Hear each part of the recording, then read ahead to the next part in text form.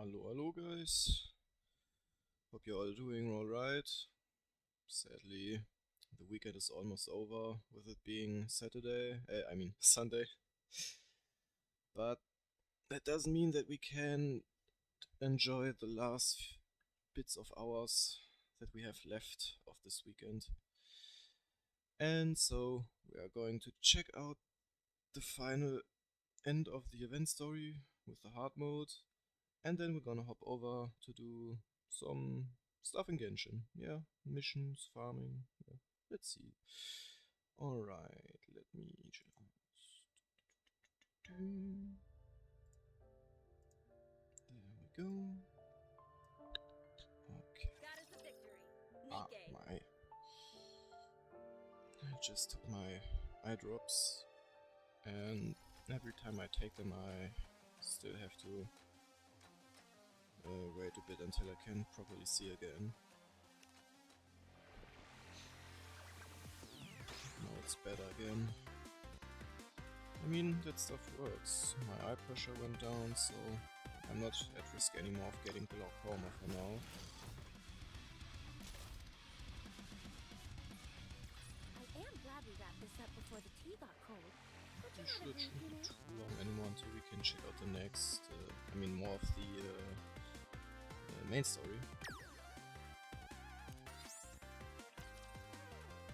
Alright, one more level before we can get to the level at the end. Just calm down and give So it I another saw shot. some nice announcement from NIKKE. Apparently there's going to be another bunny event, and this time it's going to be with Alice and Soda. Can't wait to see that. And of course get some more bunnies for the group. Who doesn't like bunnies? I mean, I even got myself some bunnies outside. Really cute. So annoying. Did you hear that? Alright. Let's find out what this is all about.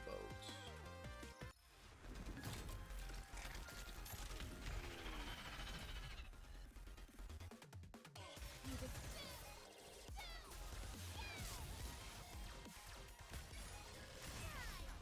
I'll get back to it soon.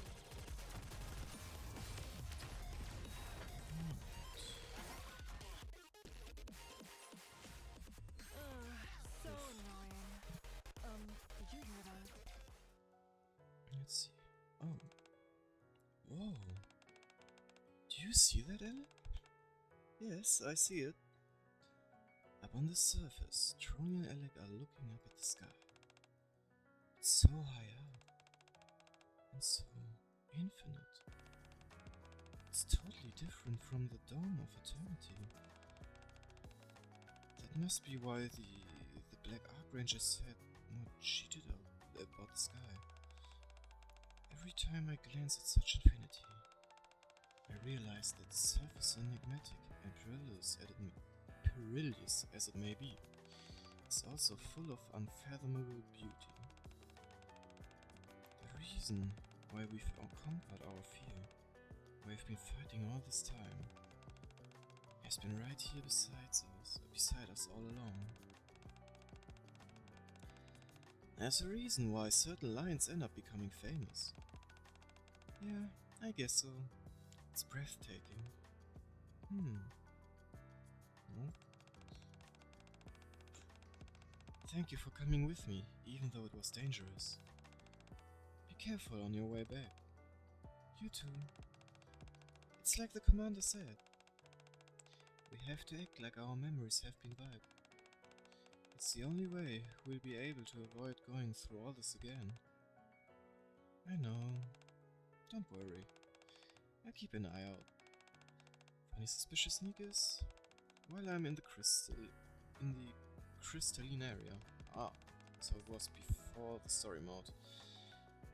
I know, but still, I worry about you. I'm not worried. If anything dangerous happens, you and the commander will come rescue me. In fact, I'm excited. We finally might be able to find a new power source. I know. I really hope you find it. As for the Ark, I leave that in your capable hands. Alright, I'll keep my eyes peeled and make sure the power source doesn't go haywire. Also, I'll let you know if Maiden gets in touch. Okay. I'll be back. As Trony waves goodbye to Alec, she murmurs to herself. Never retreat, never surrender. Keep your head held high. And look towards the sky to see what you're fighting for.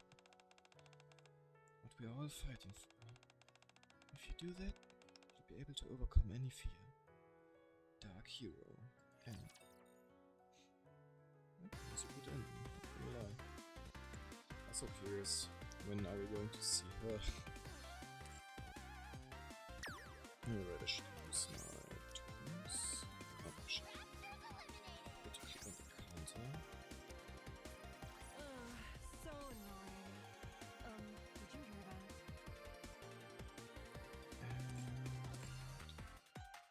Wait, shit. The missions. Damn it. I keep forgetting stuff today for some reason. I've done quite a bit today already. Made the cage of my bunnies clean again and used all the dirt and stuff as new grounds for our tomatoes that we're going to plant. And I worked on my car again so that it's going to drive again soon. Okay, before we change, let's see if we can do some pulls again. Yeah, we can. Nice. Check if I got some stuff over here. Yeah. Maybe it's an it's close, but well, 2 10 pulls at best then.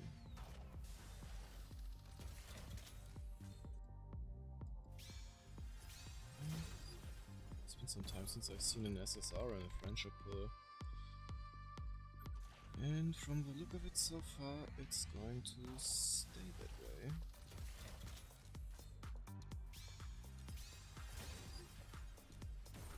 Yep. Oh man. Maybe we got some more luck with the normal pulls.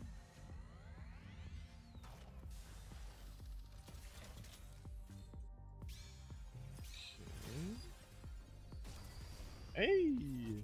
Let's go. Okay, 1. Your orders. Nice. Leave it, soldier. Missiles. Who's it going to be? Oh. Check out this new trick. I mean, I'm happy it's an SSR. I'm not really using her though. Still, it's good for my weekly missions too. Oh, I've got quite a collection of course already.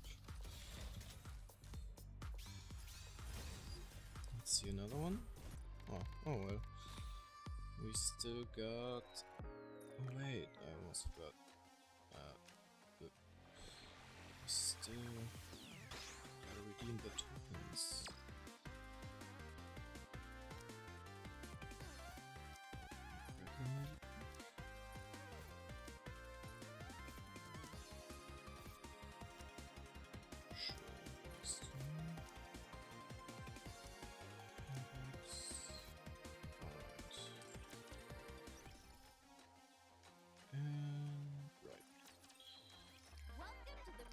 Looking to get something on the up and up?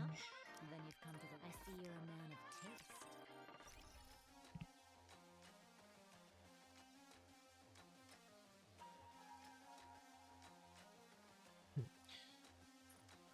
Let's see. Okay, those first. Quite a lot already. Let's see. Alright. SR. Ooh! What a surprise! And SSR.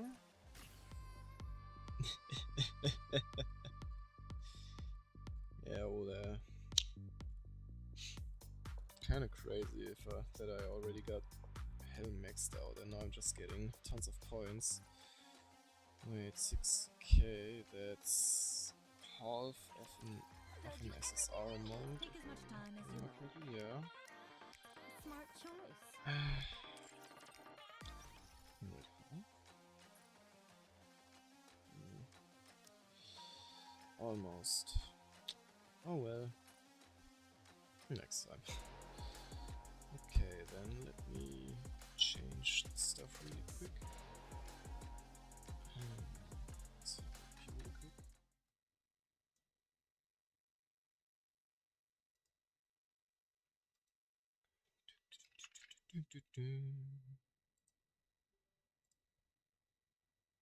Let's make everything ready.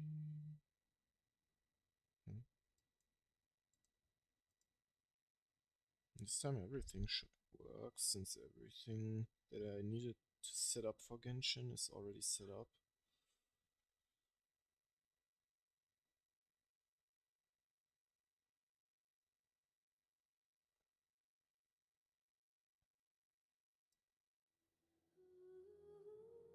Okay.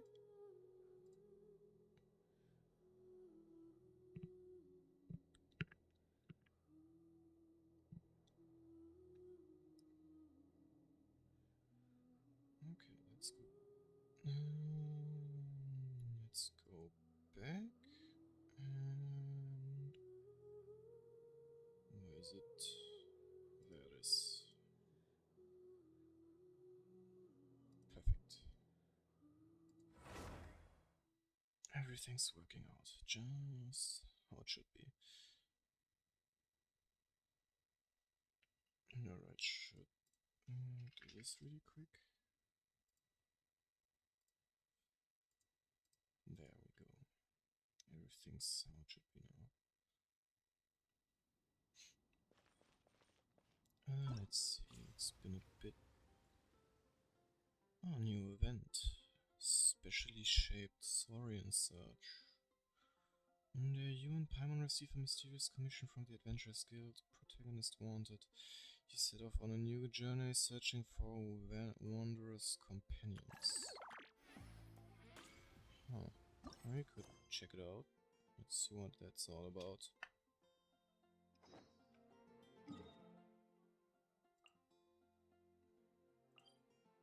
Go over there.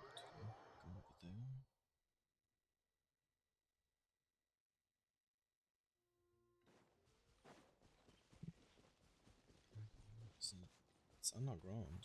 Or is it? Yeah, it's okay. It's in the cave of the Pyro Flower.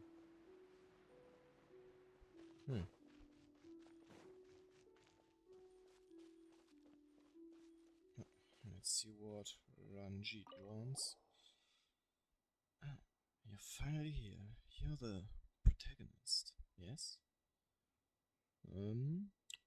Yeah, that's me, your protagonist. Paimon's not sure what you mean by that question. Ah, would you look at that? Too eager for my own good again. And they even told me to be concise when I was posting the commission too. Here's the lowdown. I'm Ranjit, chef of Cuisine's Creative. I've been looking to get along nicely with a pyro Regisvine. Getting along nicely, sure. But it seems uninterested in my company. Spitting fireballs and slamming the ground. Nothing I could do about that, so I'm hiring some adventurous help, of the protagonist kind to be exist. Yeah, no problem. Just leave it to me. Hey, don't go around agreeing to take on such ridiculous commissions. Wait, are you for real? A creative cuisine chef? Making friends with the Pyro Regisvine? Nothing about this makes any sense. Really? I mean, it is a very grumpy plan, but you never know till you try, right? And after the Regisvine, I'd also like to give the Primo Geo Bishop Jade Plume, Terror Shroom, and Millennial Pearl Seahorse a go. This is getting crazier by the minute. Where do you even get these ideas from? That's a good question. Actually, it's because of my trip to Natlan not long ago. It's a truly amazing place. If I had to describe its marvelous novelty, it would be like the first time I ate curry spicy enough to make me rain sweat. Damn. Must have been odd. My tongue had taken all the stimulations it could bear, but I shoveled spoonful after spoonful into my mouth. I couldn't help myself. Curry do be delicious. Speaking of which, I met a whole bunch of friends in Netland. They're all good folks. Some taught me rock climbing, and others introduced me to the hot springs. But you didn't know this. Bet you didn't know this. But the people in Natlan, especially their warriors, dress in imitation of their saurians. When I'm full panoply, never heard that word, they look every bit as brave. I made myself a head based off those of my Netland friends. Pretty awesome, eh? I mean, I like the style of it. I like it. I would wear it. Sure. It is pretty unique, but Paimon can't quite tell what you're talking about just from that. True, true. True, true. I mean, I haven't got a Saurian buddy with me, do I? It sure would be nice if I did, though. But I am not a local, and to be honest, I get restless staying there for too long. That's why I thought to get myself a companion outside Netland that could take the spot of a Saurian. Even if that doesn't work, it'll make a great story to tell my Netland friends. If that's your goal, you could have picked more suitable targets to make friends with, right? Huh? Don't you find them suitable? I mean, they even like the Netland Saurians, and they're also strong, to boot. Turns out those are the Netland Saurians. Sotheby's companions really nothing to brag about. I need a more demanding trial if I want a tale worth telling. The real pity is that I can't be the protagonist myself. Calming these beasts that rage day and night is no easy task, let me tell you. But I suppose that's your field of expertise as an experienced adventurer, right? Of course, I'll provide support from the sidelines. Nets, food, you name it. You can leave it to me. But as our negotiations with our prospective partners, the spotlight's going to be on you, dear protagonist. Why are you foisting dangerous stuff onto your protagonist? Oof. The pay had better be worth the work. Not sure about that sentence. I'm sure we can come to an agreement if you convince me. Of course, that's how these things work. Well, since we agreed, shall we head out? My pots are ready and my equipment's all checked. We should be good to go. Alright, let's go. Let's see. In the specially shaped Saurian Search, you can speak to Ranjit and engage in challenges of varying difficulty. Ranjit will provide you with negotiation strategies that can be of great help in combat. On fearless difficulty, you can even adjust your negotiation strategies. Decreasing the numbers of strategies will increase the difficulty of challenges. Okay. Damn. Of the various negotiation strategies are divided into active strategies and long-term strategies. The former can be activated by you at the appropriate time. Additionally, your opponent's HP and level can also change based on the number of negotiation strategies you have selected. Complete different challenges at different difficulties to obtain the corresponding ratings and rewards. You can invite a maximum of one other player to do the challenge in co-op. Oh. The result of the challenge will be recorded for both players. Oh, interesting. Ah.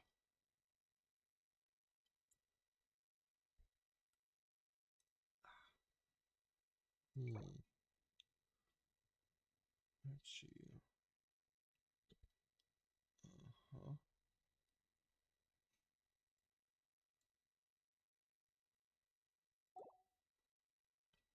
Let's see. Okay.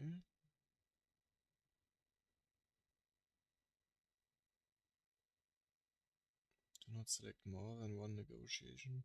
Strategies in total. Defeat your opponent without selecting.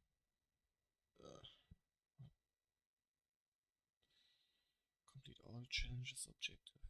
I mean, okay, let us first check out how it works, I guess. You can call upon Ranji to fire binding shots to help during the challenge. Binding shot will interrupt the attacks of the Sky Searing Pirates when it will pull its gun towards the ground for a while.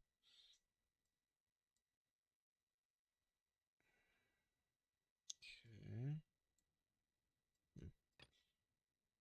Wait, those are all on. You can only adjust negotiations and feel its difficulties. Okay. So I keep those.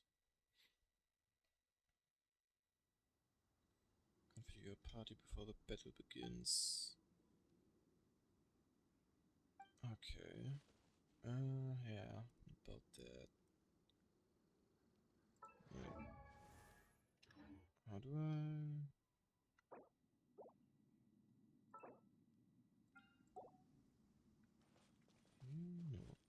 No. How do I... Healthy body, healthy mind. Cause instead of clean... Oh. My sound is a bit broken. I take Jinkyu. Oh, Sinkyu? Not sure how to pronounce his name. Since I could use some water element. Alright, let's see. That's going to work. Okay, I just have to get all the HP Time down. for takeoff. Solidify. This is order. Know my sword. Witness the power of Gurwa.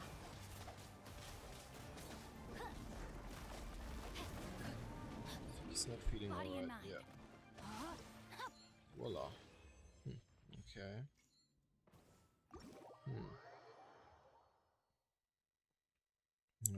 I would say let's try fearless straight up. I mean, we could do hard and then fearless. Yep.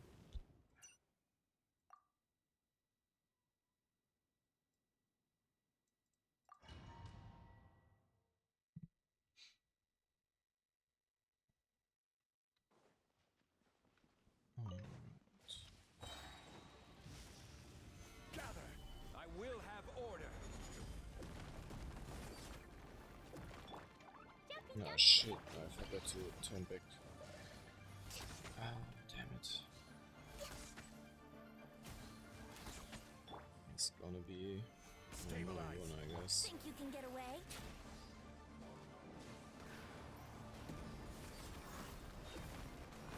Access denied. All hail.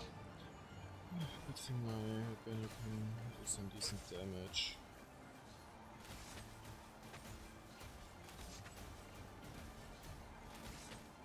Question is if I will make it in time now. We're wait. No touching.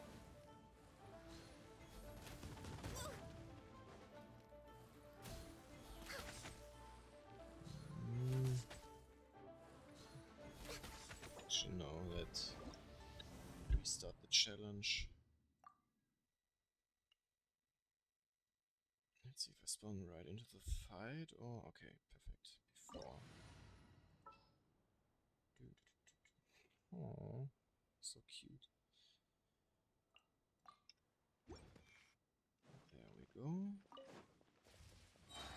Born of ice and frost. Again. Get down here, buddy. No, my sword! Rain cutter! Rain outlines your fate! On. Access denied. This is long overdue.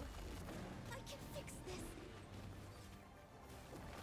Time for takeoff. Order guide you. Massive No damage. touching. Okay, yeah, that was fast. Right.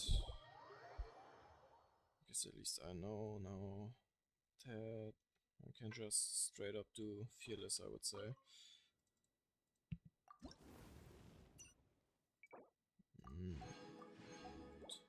Very nice. Didn't I just click on fearless? Yeah. This is fearless. Yeah, I guess I have to do the settings at the mission start, yeah.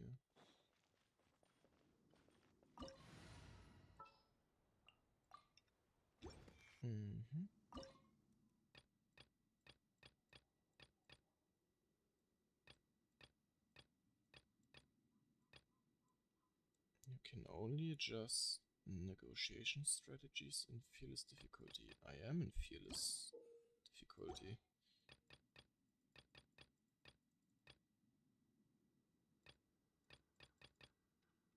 So huh?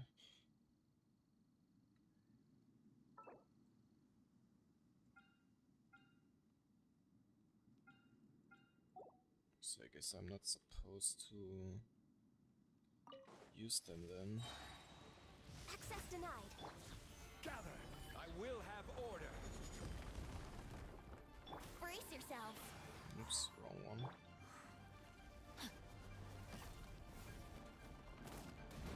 Oh shit.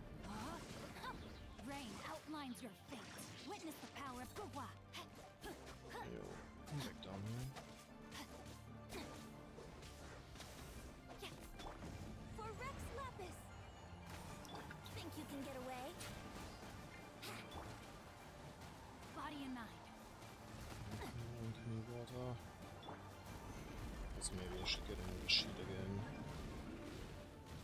Time to act. Stop. No, my sword! Let me weave you a bow. No touching. Okay, still doing a lot of damage. Huh? But I clicked on fearless. Huh?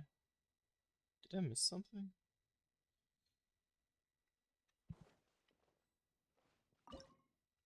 Oops, didn't want to cook. Nah, fearless. Oh. Okay. Opponent level 100, opponent HP. Phew. Did not expect it to such an extent. Let's just... I forgot to switch again. Hooray.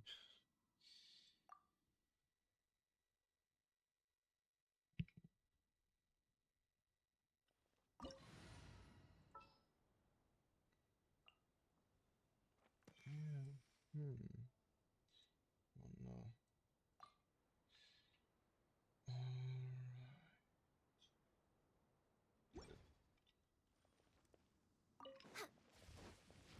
Born of ice and frost.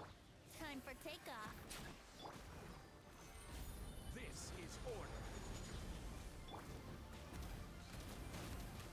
Next on the... I have taught you everything I know. I just ignore this. Stabilize.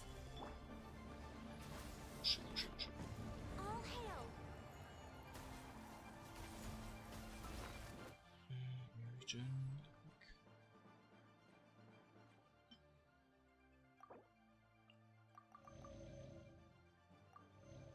Alright, I only got a shield right now, no healer. Understand. We're way behind. Rain outlines your fate. Oh damn, it wasn't enough.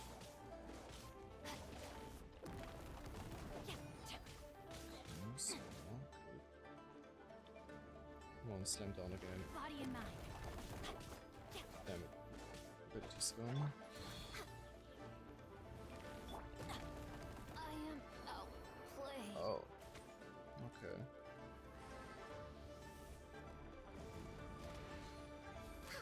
So I better do it like that. Yeah, I can't do it, okay. No touching. Woo. Didn't expect that.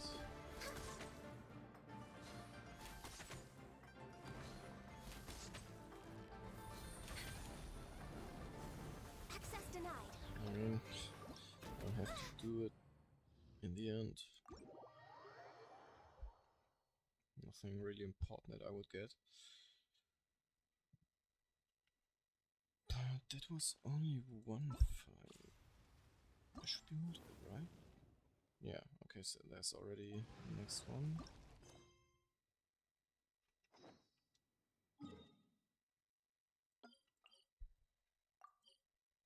Gee.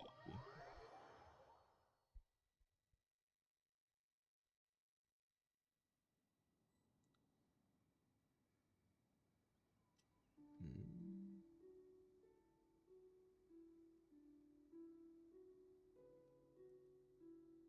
Should we really be off work this early? There is still a lot left to do. We're way behind schedule. Ah, it's you two. I've been waiting for ages. Well, befriended the Pyro Registine yet? Ah, don't even talk about it. You negotiated a period of calm, a very, very brief one. The moment it recovered, it started trying to bump me off again. You know what? You were right. It's not possible to make friends with this creature. Still, its fruit does taste pretty good. Like Pyro, in fact. Reckon my Netlin friends will like it. What does that even taste like? Wanna give it a try? If you want, I could. Yeah, no, it's fine. Anyway, are you gonna move onto a Primo Geo Bishop next? That's right. I think this one's a winner. To be honest, Primo Geo Bishops are quite like the Tepetlisauri after all. If you travel to Netland from Samiro like I did, I reckon they'll be one of the first things you meet. Sure, whatever you say. Pepin doesn't have high hopes for this one either, though. Why couldn't you have gone with the hatchlings? They don't have round tummies. Yeah, you need the tummies for the belly rubs. What? Geobishop hatchlings don't have round tummies. I imagine it's all that incredibly quick rolling they do. That can't leave you much of a chance to store up fat. But the main reason's still the lack of impact. It's a hatchling to those friends of mine who live alongside Saurians. But a Primo Geobishop? Now that's a different story. Even as a tail, it'll be worth the time of day. And anyway, a strong protagonist's gotta have strong opponents, you dig? Alright, let's not tarry, shall we? The Primo Geobishop awaits. Alright, let's do this.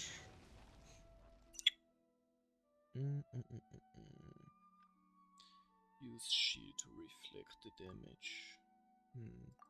I don't remember if Songli's shield worked for that too. So maybe just to be sure, I'm gonna switch over to Noelle. There she is. Alright. Hello, big guy. Shush. I must leave no stone unturned, as a good knight should. Wait, I shouldn't have deployed the shield yet. I don't know when he's going to do the attack.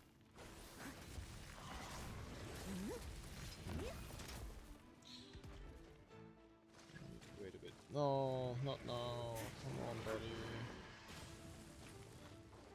Gotta wait again. He's doing it again soon.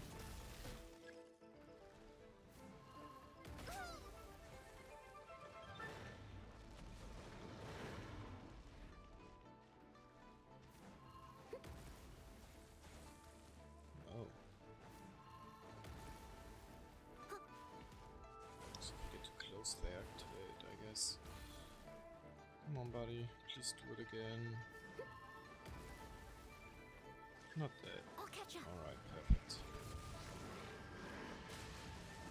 There we No go. touching. For Rex Lapis. And just finish it off.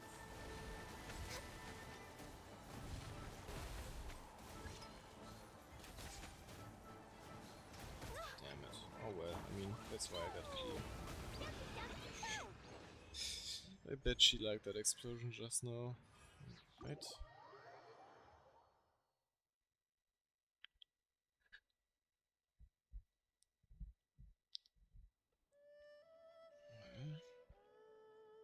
Well, we did that. Oh no. Yeah. Okay, so this one is already there. Well, I believe that we're gonna get us a mushroom chicken.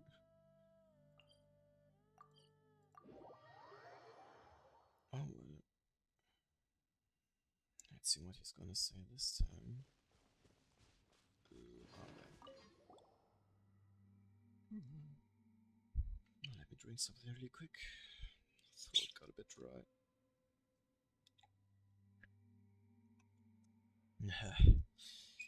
And isn't today another day filled with new hope? Ready to head out, friends? New hope? We can take that to mean your Primo-Geoviship communications broke down then? Come now. How could you call it a failure?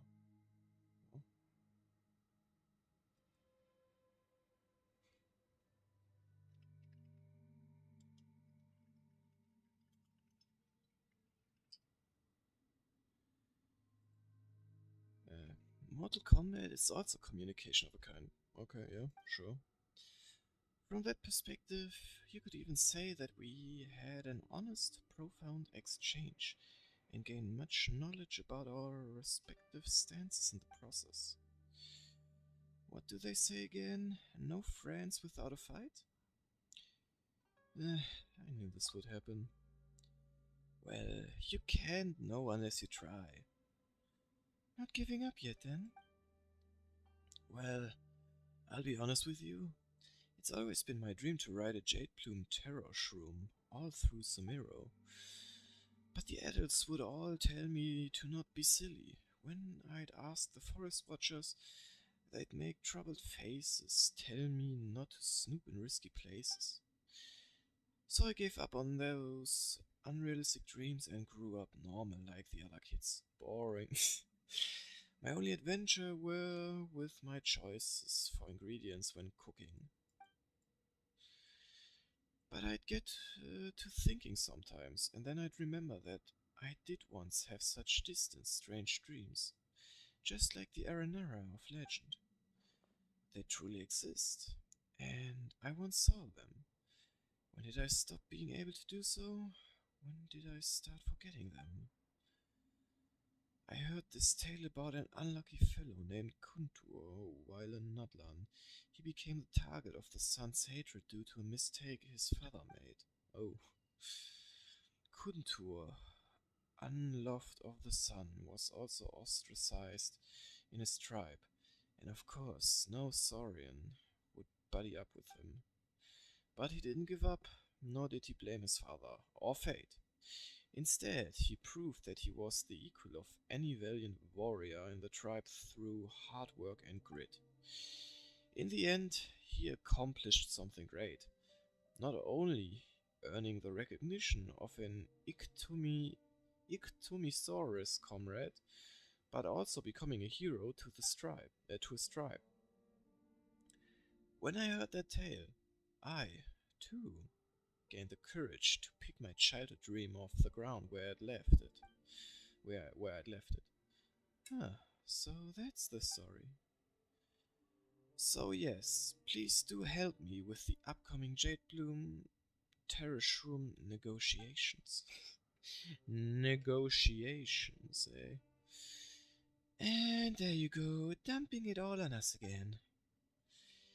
I mean, I'm no match for it as I am now, but I will help support you, so call me whenever you need me. No need for too much talk, shall we? Yep, let's go then.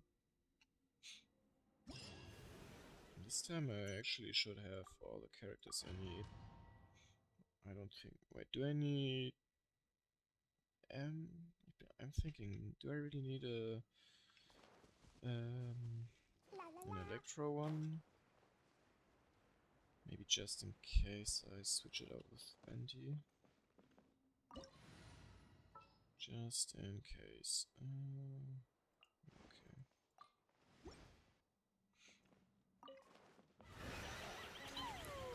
Let's set you ablaze. All hail. Access denied. Nothing Time lasts for the forever. biggest damage. Right here. Emerge. Order guide you. Boom. Right. Trigger elemental reaction 10 seconds? I was faster than that. Huh. Well, let's do that again, I guess. Let's Right put you here. down for now. Right now. Ha. Nope. Maybe this. Seems to be working, but it's way too much damage. Emerge. A sight to behold.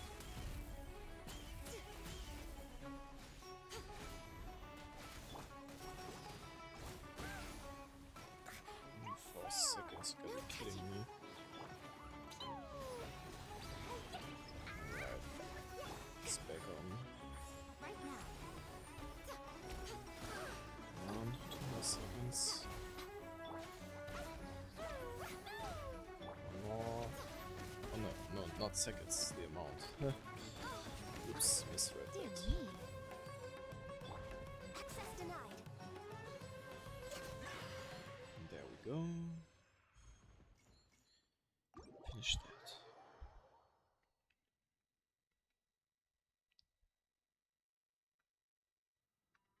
Good.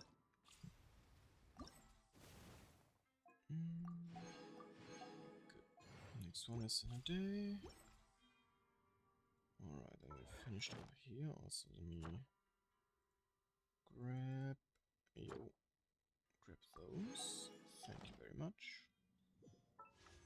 And will I have some? Let's try pulling for Baizu. Haven't got him yet. And I already have Traveler.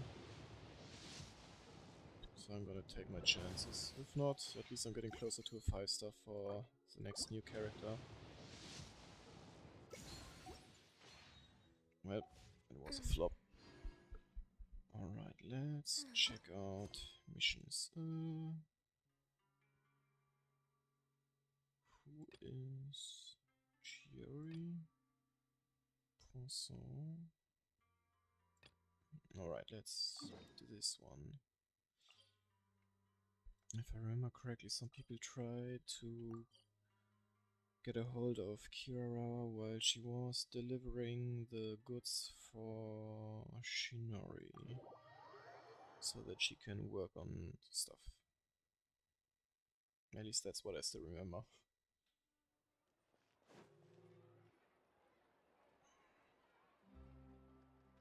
Oh, been some time Any since we've chance seen you're on her. the clock, officer? Nothing good ever comes out of you addressing me like that. Nah. Oh? And I see the Traveler and Paimon are here too. Yes.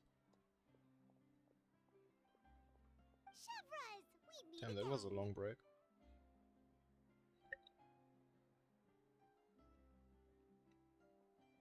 Are you out on patrol? Well, things have been fine on my end. We were able to bring in a large number of recruits thanks to that film we made. Ooh. I suppose the trade-off is that I'm now constantly getting stopped for autographs while out on patrol. Not ideal, if you ask me. The curse to be famous. We're one of the leading roles after all. So, did something happen? Indeed it did. I'll need you to come with me. I only ever hear that phrase from you. Usually Yeah. I'm the one asking people to do that. Well, Damn. are you coming? Kinda wish I Not would have before gotten I know what Chiori. you're planning. Have I ever made a bad call? The better question is, have you ever made one that didn't violate proper procedure? Oh. Okay. A man hired a group of bandits to mug my friend. I'm about to go Yep. teach him a lesson. Are you sure this is something you should be telling the captain of the special patrol? It's getting hard to tell whether you're here to report a case or turn yourself in for one. Neither. I'm requesting personal supervision from said captain, so I don't do anything too out of line. Are you Ah. planning to? Not if I can help it. All right. Where is this person? Follow me. Damn. Direct. Just promise you'll start trying to keep yourself out of trouble. No. Well, when trouble stops coming my way, I'll be sure to get on that. Let me just yoink. Don't mind me stealing there. This should be the place. You all wait here. I'll go have a chat with him. You know, Ah, yes, a Chevrolet, chat. Paimon gets the sense that you two are actually pretty close. It's just as True. Chiori said. We got to know each other pretty well in our lines of work. You could call it a you scratch my back and I'll scratch yours sort of situation. Does Chiori often need your help? I'd say it's mutual. The Special Patrol needs her help quite often as well. We've got Oh. tough problems of our own. Getting people to talk, for example. The uniform, I guess she the knows her musket, way with they're it. intimidating. Most people clam up the minute they see us. Lips sealed so tight, getting them to talk almost feels like trying to break into the fortress of Meripede. I Damn. put them in a clothing boutique, and they suddenly start gushing faster than the waters at the Fountain of Lucine. Oh, is it because they're trying to show off or something? Yep. Mm, People are vain Really? creatures. They can't Damn. help but want to talk up new developments in their lives or show off how much they know about other people. And nothing brings out that sort of vanity quite like fashion. As a result, Oh. Chiori often picks up on all kinds of information in her shop. Most of her customers are members of the upper class, which means they're pretty much up to the gills in wealth and intel. You scratch my back Hmm. and I'll scratch yours. Huh, Paimon gets it now. Exactly. I'm also here to ensure Chiori's safety. Those who make trouble for her also tend to be rich and powerful. Oh. And in some very rare cases, I'm forced to protect other people from Chiori herself. So, Hmm. who got on her case this time? It's been a while since I last saw her that angry. Oh, so this is what happened.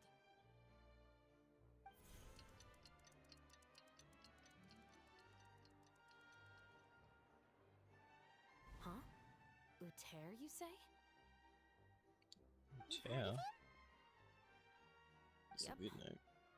He's made trouble for Chiori several times Oh. already. He's fond of pretty much every dirty trick in the book. I heard that even the Maison Gardiennage issued him a warning due to his behavior. So Yet he's he back still at isn't it, huh? arrested. His funeral, I guess. Whoa, what's this about a funeral all of a sudden? I just meant that Uter's done for. Now bring it in, you two. Get right up close. Sure, but Oh. why? Because this is probably going to turn into one of those very rare cases I just talked about. Oh. Yep, there he is.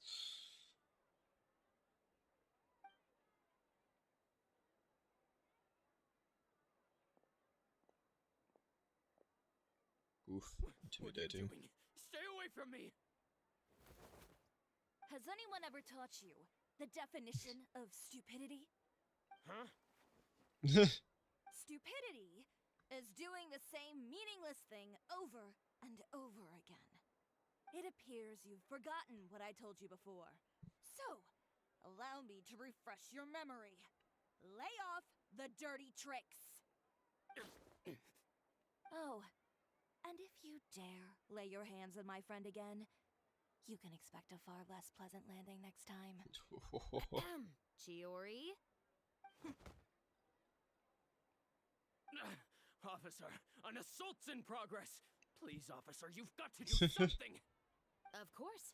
I'll do my utmost to investigate the situation. Unfortunately, I was chatting with this traveler and seemed to have missed what happened. Nah. Not to worry, though. If you'd allow me to search the scene, I'm sure I'll be able to collect some useful evidence. You don't mind, do you?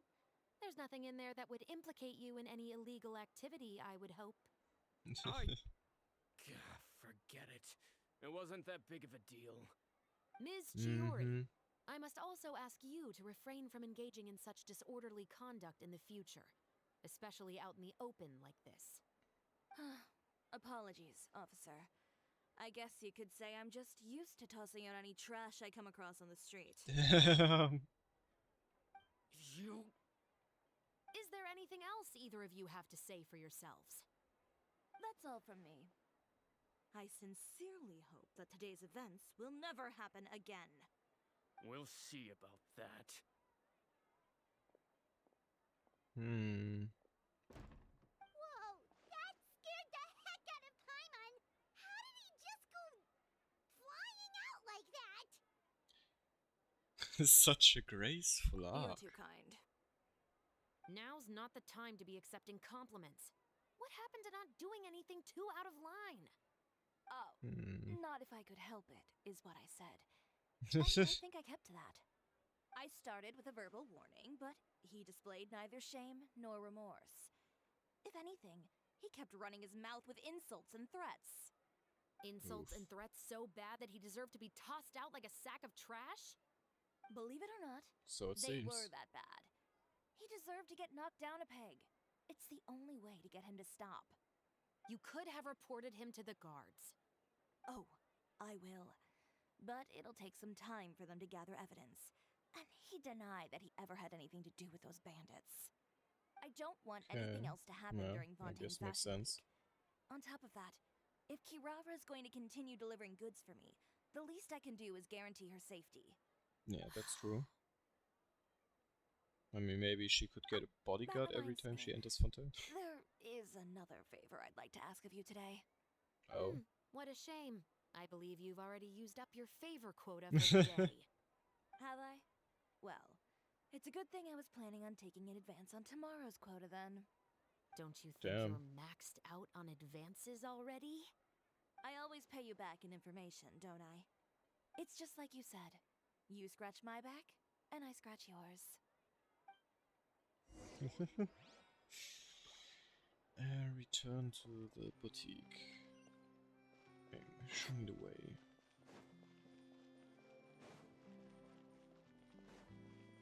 We're way behind schedule.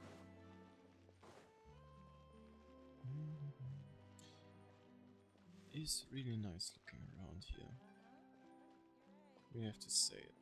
Even though it's lots of stone and stuff. The plants make it beautiful too.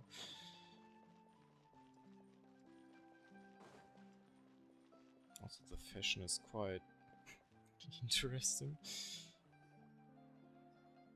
We're back. Hey. You were gone for an awfully long time. Oh, please tell me nothing bad happened. There's nothing to About worry about. that. All you need to know is that you'll never have to worry about someone in Fontaine messing with your deliveries again. Sorry, Chiori. I didn't mean to cause you so much trouble. What are you talking about? You didn't do anything wrong. Those greedy bandits are to blame, along with a certain someone who doesn't know when to lay off the petty tricks. The next time you need to leave the city, call the Special Security and Surveillance Patrol. They'll escort you half of the way, and the Spina di Rasula can take the second half. With that sort of Nice. escort, the next time you make a delivery, those treasure hoarders won't go anywhere near your goods. Unless, of course, it's to offer to carry them for you. Good one, Chiori. I'm being serious. You know me. If I bring something up, you can assume it's already a done deal.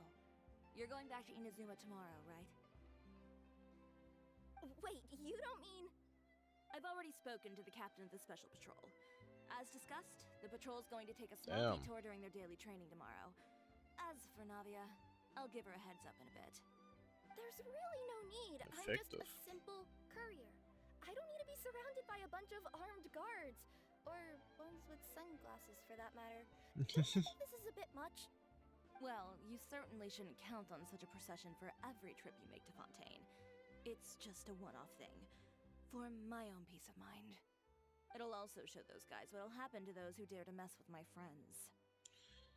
Well, I mean, since she's already talked to the patrol. Well, if you think it's a good idea, Traveler, then I guess it's fine. Well, with the bad guys out of the way and your goods safely delivered, everything should be good to go for Fontaine Fashion Week, right? I believe so. I'll try to churn out a few more outfits over the next few days. I've heard a lot of suppliers will be participating this year. Paimon's gonna take a guess and say suppliers are super important. But of course, they supply us designers with funding, equipment, factory access. You have to work with them if you want to become a truly renowned fashion house. That's also why this year's Fashion Week is so important to me. But isn't your brand already really famous, Chiori? Your clothes are so pretty and so nice to wear. I can't help but brag about them to my customers whenever I get the chance. Even so, I would imagine there are still people who've never heard of the Chiori brand, yes? Well... I mean, with the amount of places that I deliver to, it's only natural that some people from other nations haven't heard of it. Then it's still not famous enough. My goal is to make the Chiori brand renowned throughout all of Teyvat. All of it? Yeah. Your business would have to get pretty huge then. Wait, would that mean I could just go to any Chiori branch on the continent to get my clothes fixed? It has been pretty inconvenient having to come to Fontaine every time I need to get them patched up. Alternatively, of course, Make it a lot easier. you could just be a bit more careful with them. They're already about as durable as I can make them. Okay, I'll admit, they do get snagged on branches pretty often. But I can't help it. It's hard to be careful about that sort of thing when you're trying to take a nice nap in a tree. Well, Maybe if don't that's your take a nap in a Chiori, tree. then we should do our best to make it a reality. Is there anything we can do to help out with Fashion Week? I'm sure I could think of something. Ooh, what is it? What is it?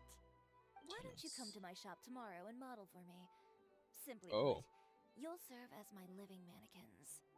Oh, so we get to try on some of your clothes? Got it! Seeing them off the rack will also give you a chance to make some small adjustments to the stitching and the silhouette of the designs. Sounds easy enough. Well, you need us for a runway too? No need. We've already booked the models for that. Ah, okay. That's good. If you like them, though, feel free to visit the boutique and see if anything catches your eye. I'll even give you a special discount. Ooh, sounds great!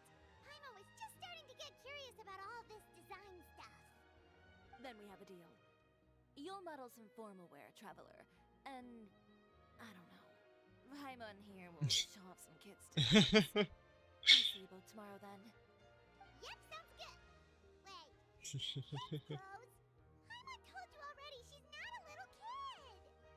But you got the same size though. Can't say anything about that. Alright, oh, just to claim that. And return the time. What was it? 6?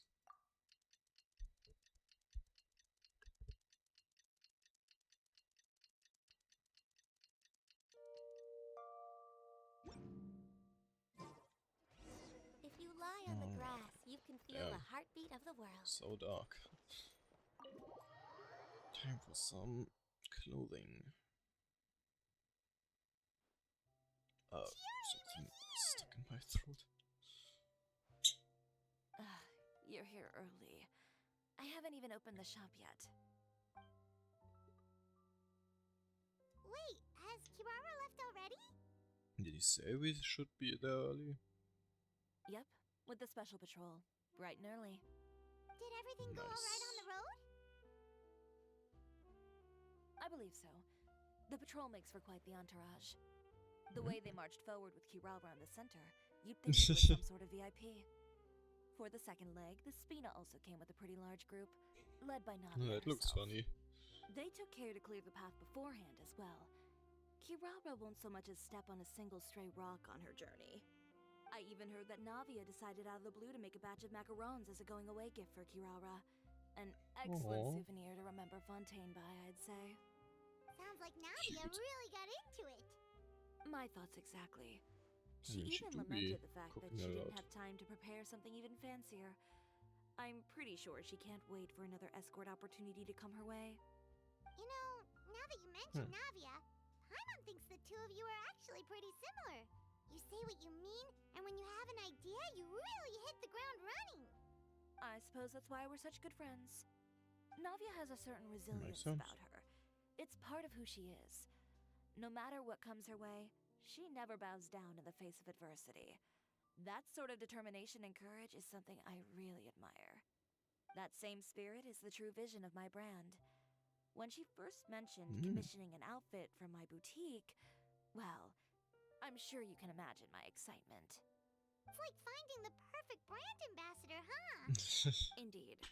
Customers pay attention not just to the clothes, but also to the figures in society who wear said clothes. People like to copy the styles of those they look up to. That's true. Huh. And here Paimon thought all that mattered was for the clothes to look cute.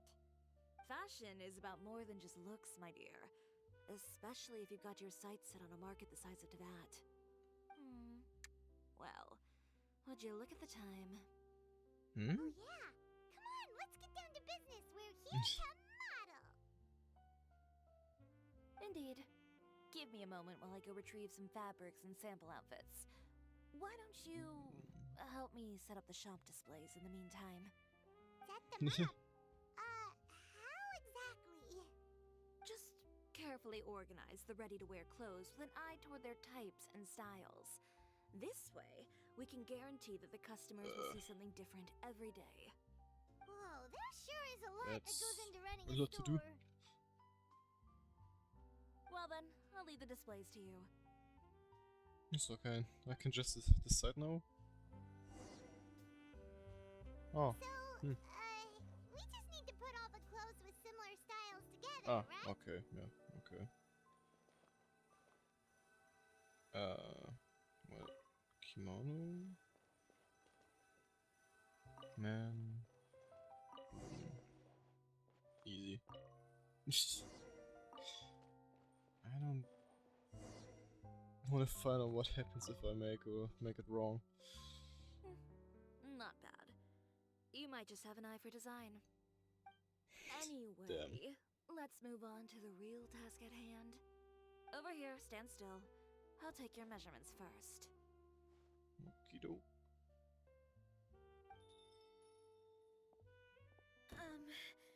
Excuse me, Oh. Miss Chiori. Oh, good morning, Leanne. How have you been recently? Not too bad.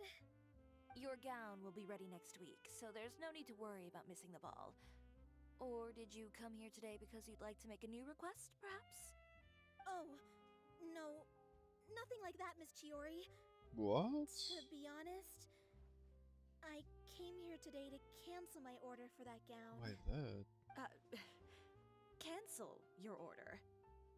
But you can keep the deposit, of course. I know you can't return any materials you've already used. Don't worry about the materials. I'm more concerned about you. Did something happen, Agreed. Leanne? Have your plans changed? It's alright. I'm not trying to make things difficult for you. I'll take note of the cancellation. Thank you. I'm really I sorry. feel like Uta got Don't worry something to about do it. with that. Just let me know if there's anything I can do to help.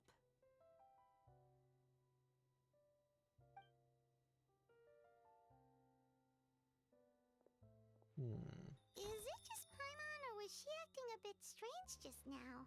Yes. Wonder why she wouldn't tell us why she was canceling her order. It's not a big deal. These things happen every once in a while. A family emergency. Feels like an she's not important going to payday be the falling only one, through, though. Lovers quarrel. No one to take you to the ball. I've pretty much heard it all. Judging from the look on her face, something's keeping her from revealing the truth to us.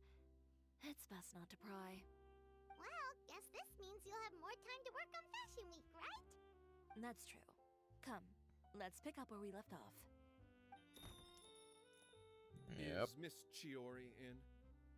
No, she's standing right in front of you. How can I help you?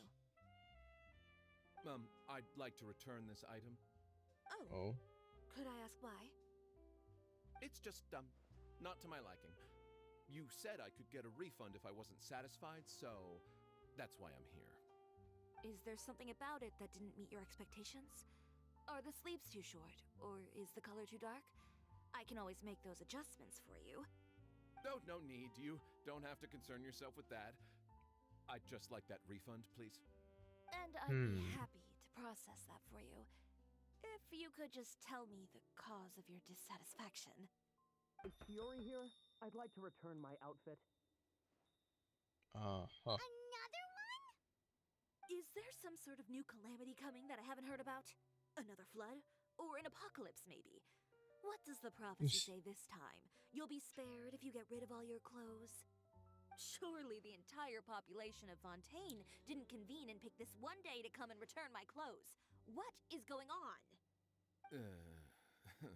Tell us now. What kind of rags are you trying to sell us, huh? The way I see it, this shop is nothing more than a black market front run by a bunch of dirty criminals. What? Please calm down, sir. What is he talking about? Haven't you heard? Chioria Boutique has been exposed for having close ties with criminals. What? It's all over the papers. And just who is it that dares to throw that accusation around? Well, you tell us. The fabrics you've got here, they're all sourced from underground factories, aren't they? No. I've been transparent about my materials from the very beginning. I've already proved there's nothing wrong with them. If a little hearsay and baseless slander are enough to convince you, then by all means, go ahead and hand over your garments right now.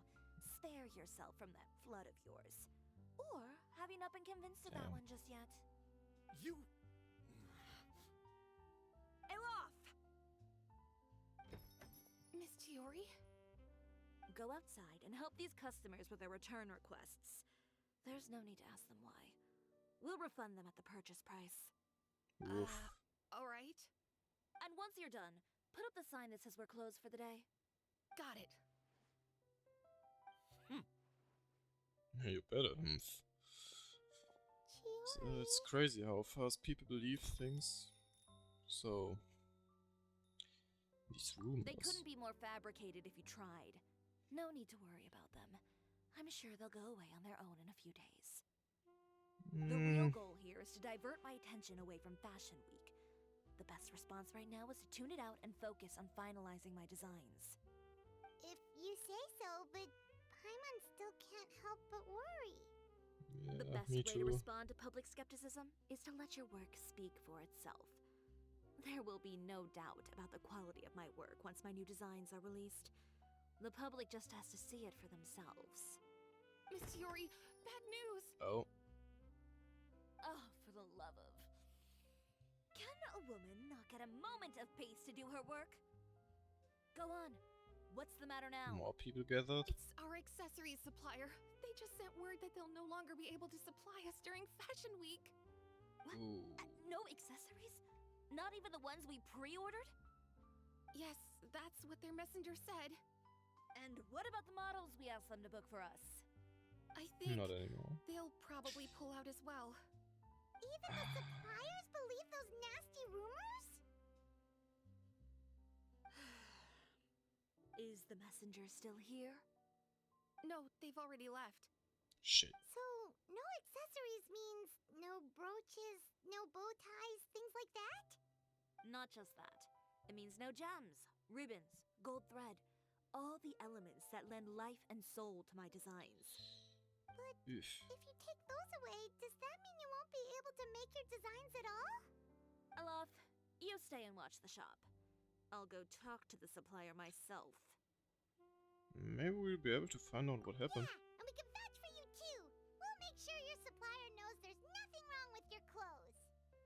you. In that case, please come with me. Oh, wait, what? Child doesn't exist? Damn it.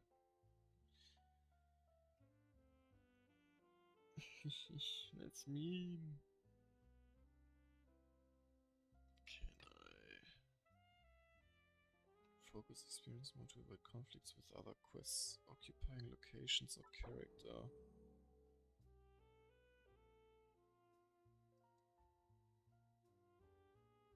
Alright, so. Oh, I never done that before.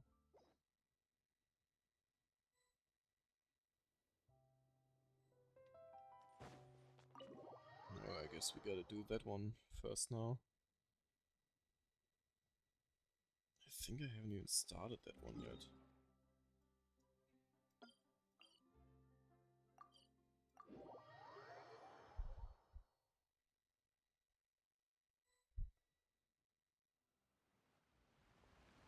Hey, traveler. Hey. Paimon. Sometimes since we've Paimon seen knows him. that voice. Over here.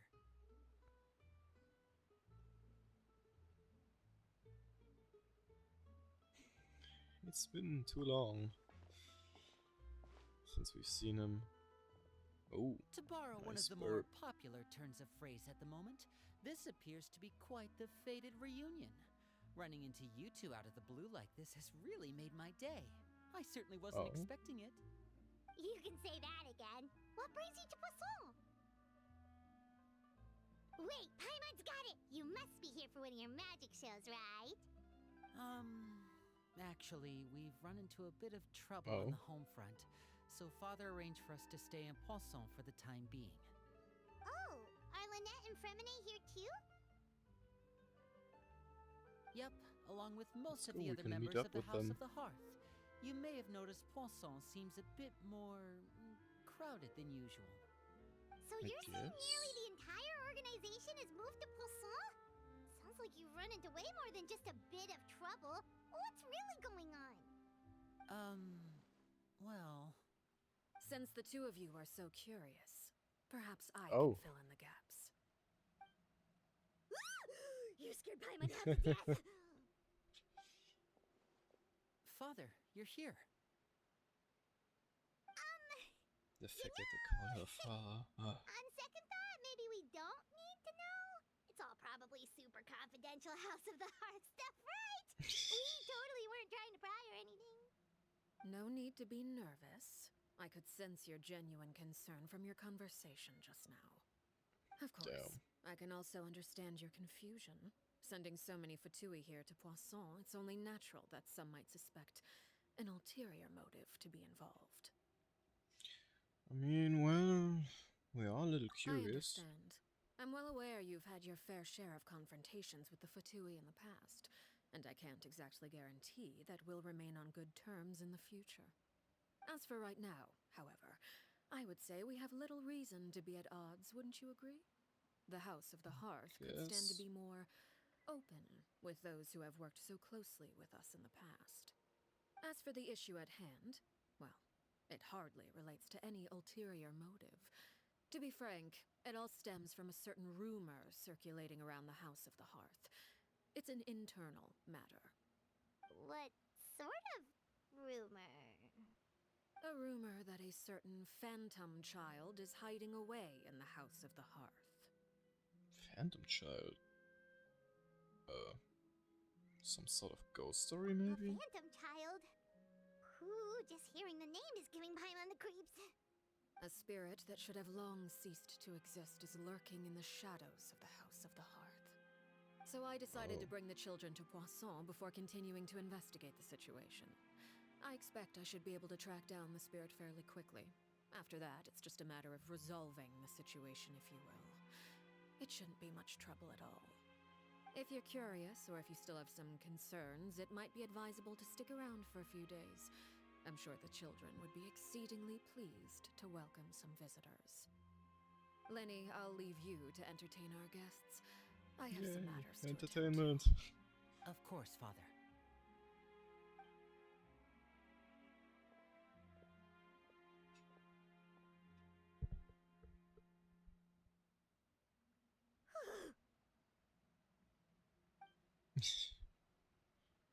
Could have a feel imitated during the conversation. For a few days. It has long been a dream of mine to invite you to our home and introduce you to my other siblings. You're quite well known in the organization already. A lot of people have been talking about you, especially after everything with the prophecy. If you're willing, why don't you stay a while and have a little chat with us? Alright. We don't have anything else to do right now anyway. But let's be clear, we're just gonna be there as guests, okay? Don't get any funny. Oh, wait a second. For your guests, that probably means we'll be treated to lots of yummy food, right? Of course. During our stay in Poisson, we've been helping out the locals with some fishing. We bring in quite the Surprised bounty she every can still day. fly by the In amount that fact, she's today eating. is the perfect chance for me to show you what I can do in the kitchen. Let's go. I'll take you to where we're staying. Food cooked by Linne. Don't mind me.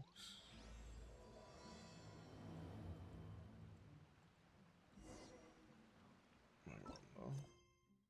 Oh, still blocked. Be a house guest. Right.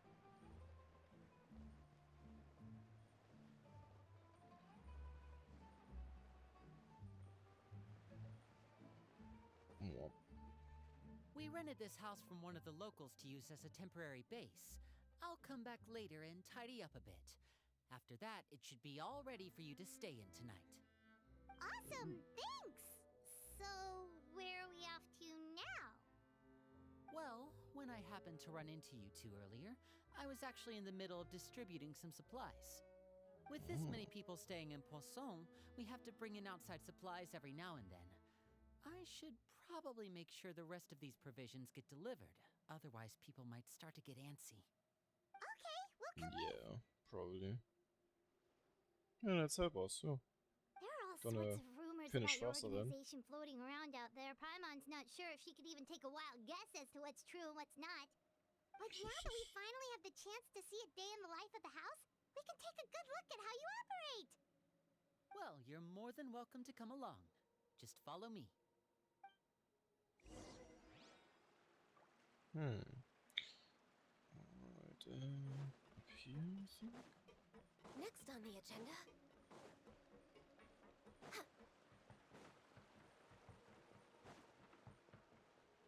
Yep.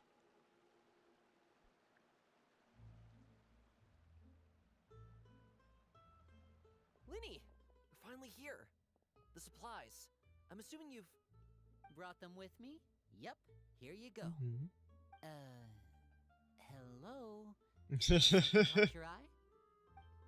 It's the Traveler and Paimon! Damn.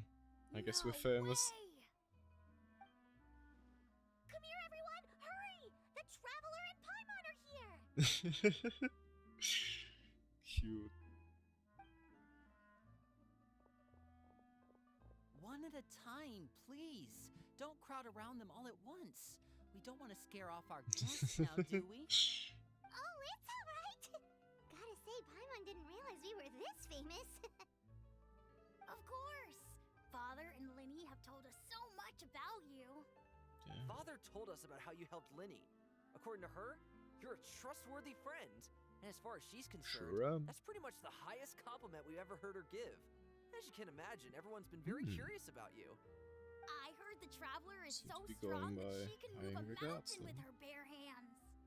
I heard Paimon eats so Actually, not much that. that she can clean out the entire pantry at Hotel de Boer in just 3 days! Wait a second! That's the rumor you heard about Paimon? Oh, not cool at all! I mean, mine's also a bit of a Oh, wait. stretch. When guests visit, you're supposed to give them gifts and stuff, right? Oh, we don't need something like that. Besides, we don't have anything to give to you! Come on, we insist! I can give you some of my new potions. Just Potions? pick your poison. And by that, I Hmm? mean medicine or actual poison. I've got both. What? Excuse me? Or maybe Shaplo can teach you guys about stealth. He's super good at it. Ooh. He's never been caught. Ah, now that's not a bad idea. I know you usually prefer to fight head on, but it never hurts to expand your bag of tricks, right? When it comes to eliminating your enemies, staying quiet can go a long way. Trust me, I would know. I was poisoned not too long ago, and I'm still dealing with the after effects. So I'm not quite as good as I was before, but I can still give you some pointers. Wait, when you said gifts, Paimon didn't think you meant poison and stealth tactics. But those are the best things we can give you. You don't like them? Ooh, how about this? Tell me the name of someone who really annoys you, and we'll teach him a lesson for you. I'm not so sure about that one. All right, Fold, Selwar. I think that's enough suggestions for now. When it comes to being a good host, it's the thought that counts. You don't need a physical gift to make our guests happy. In fact, pestering them with suggestion after suggestion might make them more annoyed than anything. I would say your enthusiasm has certainly gotten across. Really? Yeah, we definitely feel the love. Awesome! It's been so long since we've had guests to play with. If there's anything you need, just let us know. Yeah, especially if it's poison or something. I've got all sorts of potions for that. Well, we'll talk to you all later. We've still got supplies to distribute. All right, see you later. Yes.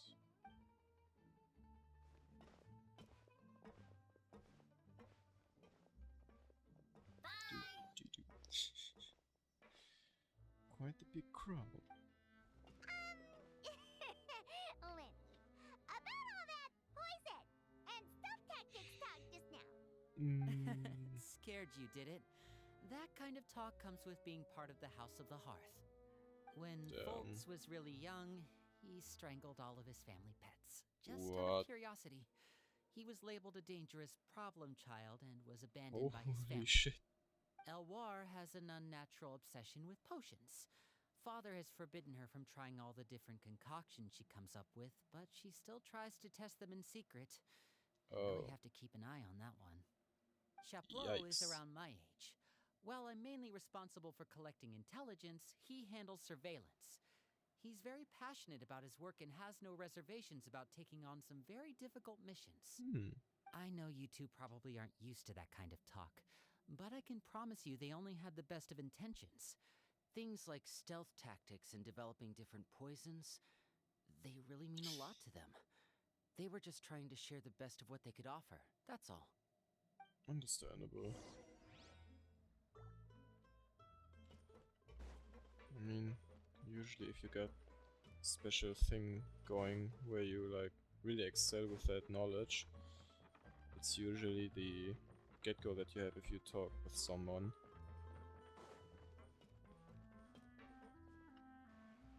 Filial, supplies are here. Thanks. And who are these two? Oh, I guess there Outsiders? was. Allow me to introduce you. This is the Traveler and Paimon. Oh, you're the famous duo I've been hearing so much about. It's nice to meet you.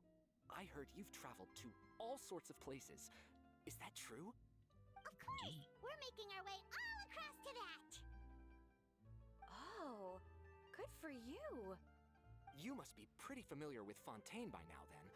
Have you seen the new opera that started running recently? I think it's called... The 4,000 Thieves? Not that I would know. Oh, this is the first we've heard of it. It seems like it's going to be fantastic. From what I've been able to tell from the posters, anyway. You should definitely check it out if you have the time. Oh, and there's the Blind Maiden, too. That one is supposed to have audience interaction. Seems pretty interesting. Oh. After this mission is over, I think I'll go get a manicure. Oh, maybe I should dye my hair. What? Wonder how much it'll cost. That's random. Is it just Paimon, or do these two seem much easier to get along with than the others? Looks like the House of the Hearth has some normal members after all. I heard that. Oh! Oops. I'm guessing you're referring to Foltz and the others? Yeah, we're definitely not all like them. I bet those crazies are practically foaming at the mouth right now. I'm sure they Damn. just can't wait to get back to Snezhnaya to carry out the plan. That's enough, Filial. Ah, don't talk about family members behind their back, right? Whatever. Let's go. Guess this is goodbye then. If you ever have some time, we should go see the opera together. Sure.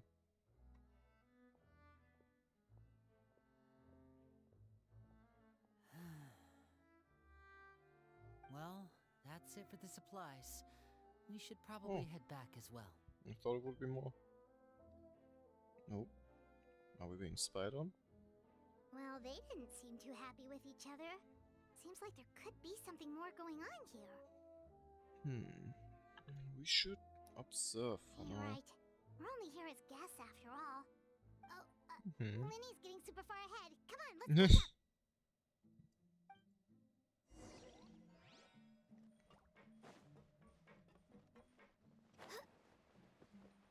So, wait, how did he even go? Did he jump down? So, what do you think of the members you've met so far? Well, they've certainly got a lot of personality. Well, Father is always encouraging us to be strong-willed and independent. So if there's one thing we've got, it's people who aren't afraid to speak their mind. Well, I should probably get cooking. Wanna join? Damn. Of course! What's it Then gonna let's be? head out. What we gonna have? Uh-huh. Fremine, Oh. what are you doing here?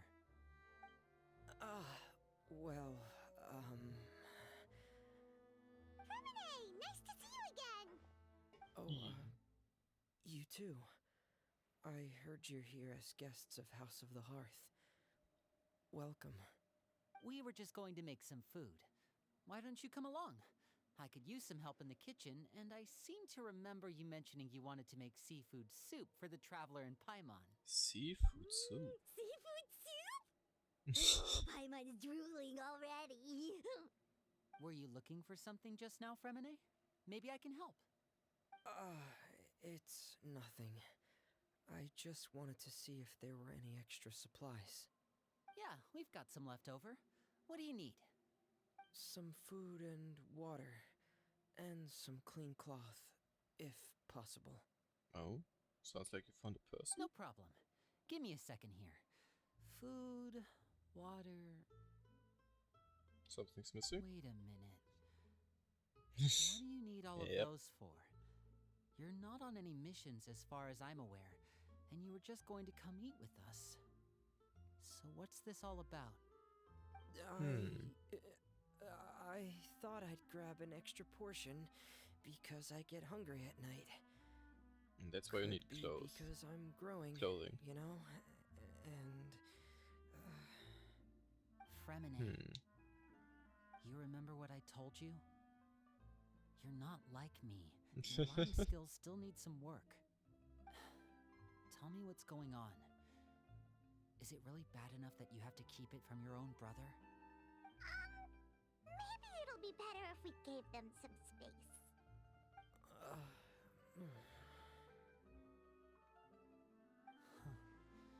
This is the first time I've seen that kind of look on your face. Whatever happened, Oh. does it have something to do with Father? Yes. Oh. Just follow me.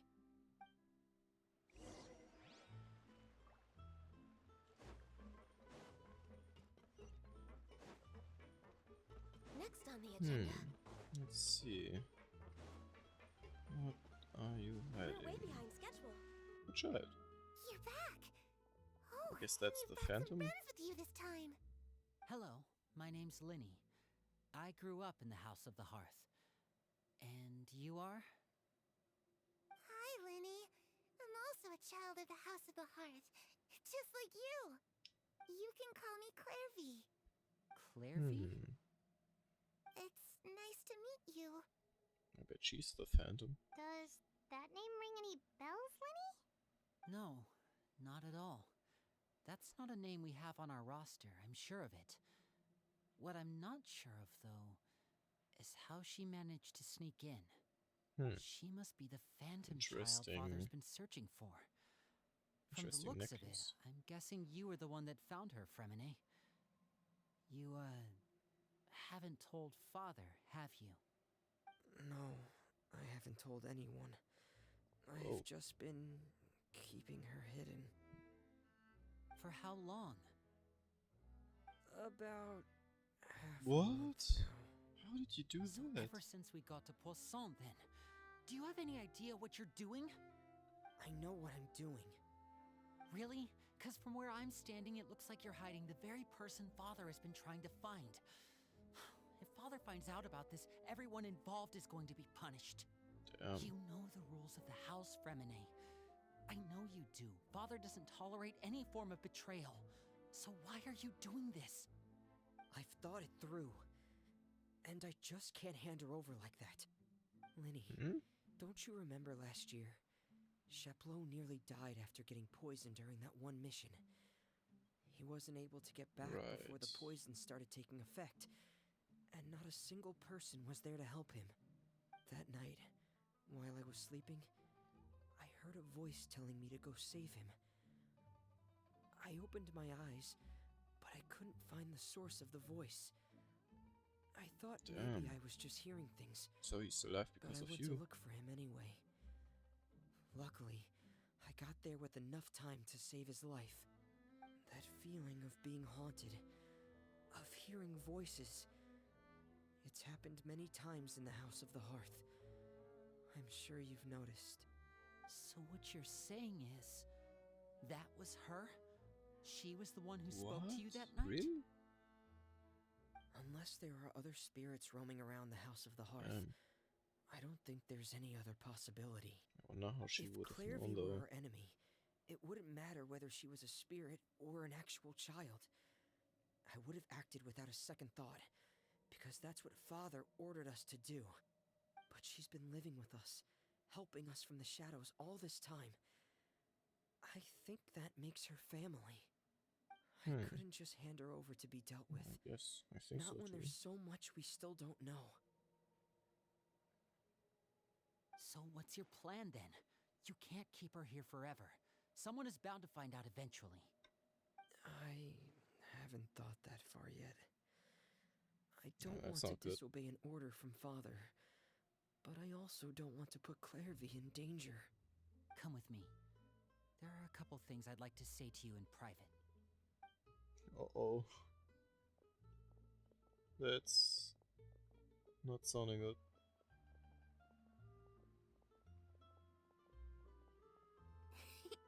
Those two sure care a lot about each other. Well, they got a funny way of showing it. From where Paimon was floating, it sure seemed like they were about to bite each other's heads off. No way! They have a really deep bond. I could tell right away, because I also have a friend like that. I just don't know how long that kind of bond can last. What do you mean? The darkness in the house runs deeper than you can imagine. No one can get out alive. I'm sorry, Lady. I really didn't mean to drag anyone else into this. Oh really? You didn't mean to? 'Cause I for one wish you did. Huh? What do you mean? You know, when we were younger, you didn't call me Linny. You called me brother, just like Lynette. We grew up together, the three of us. We were all orphans, all rescued by Father. Of all the siblings in the House of the Hearth, I think our bond was the closest. Later on, when you started calling me Linny, I wasn't actually surprised. After all, Lynette and I are related by blood. We've had to depend on each other to survive long before we joined the house. Linny, The darkest and most difficult moments of my life happened before you and I had ever met. I'm sure that's true for you as well. Even so, Fremine, we've stood by each other for all these years now, and to me, that means more than blood. You and Lynette are the most important people in my life. No one can replace you. So I won't let you face anything alone. Not if I can help it. Oh, looks like things are getting kinda heated between Linny and Fremine. Maybe we should go check on them. Should we? Oh, it's raining. I should put my clothes away. What? Huh? Huh? Ah, there she is. Wait, did she just spawn back in? Harry? Looks like she's not here either. What? Are you okay?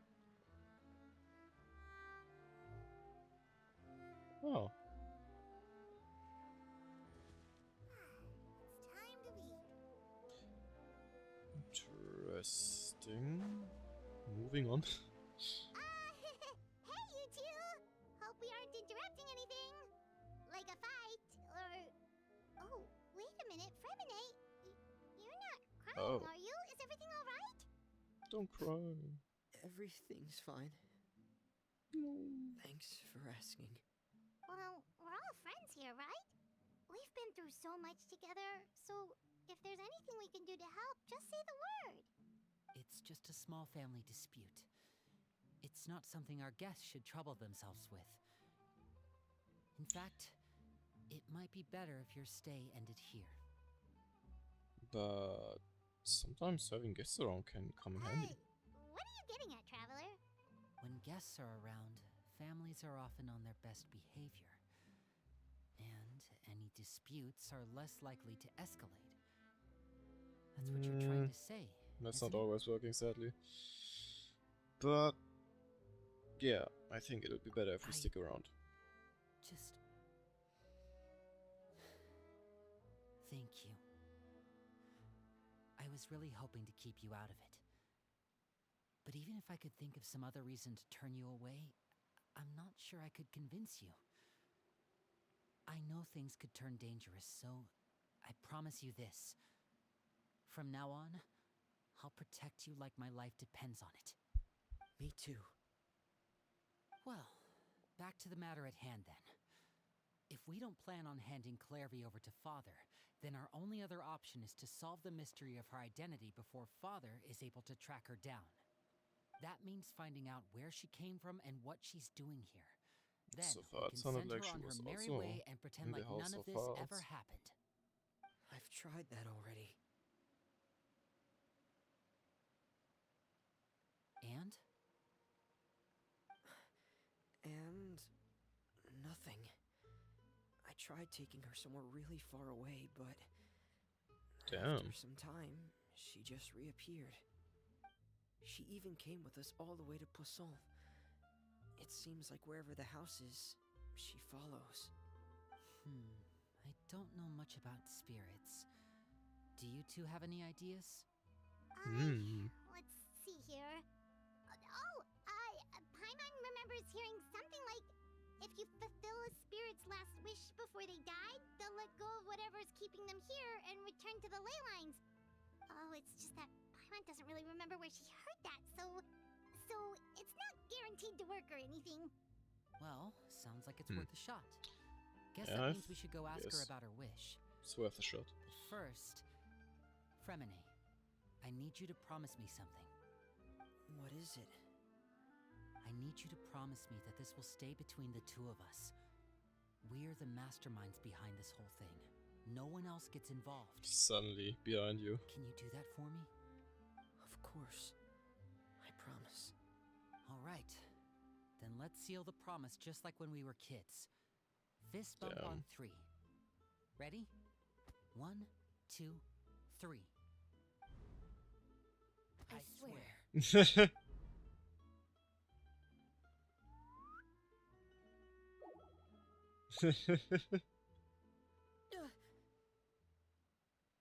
Whoa! That came out of nowhere. You scared me. But what a surprise! What brings you here, dear sister? And, when exactly did you get here?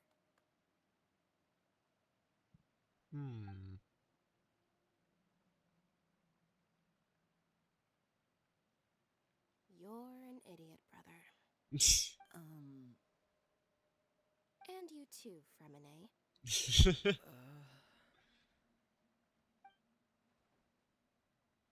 3, Traveler. And you 4, Paimon. What? Wait, what did we do? I have to say the I've seen Japanese version Clairvy is around better. the House of the Hearth before. I hadn't seen her Oh. Poisson, so I figured she must not have come with us. But it turns out you were just hiding her. I heard you talking about your plan. Rather than steering clear of the situation, I'd rather fully join in. Well, If you don't agree, I'll have no choice but to report everything back to Father. Simple as that. yikes. You're not Okay. giving us much wiggle room here, Lynette. Well, I guess we're all in this together then. After we talk to Clairvy, we'll figure out our next move. There's no time to lose. Let's go.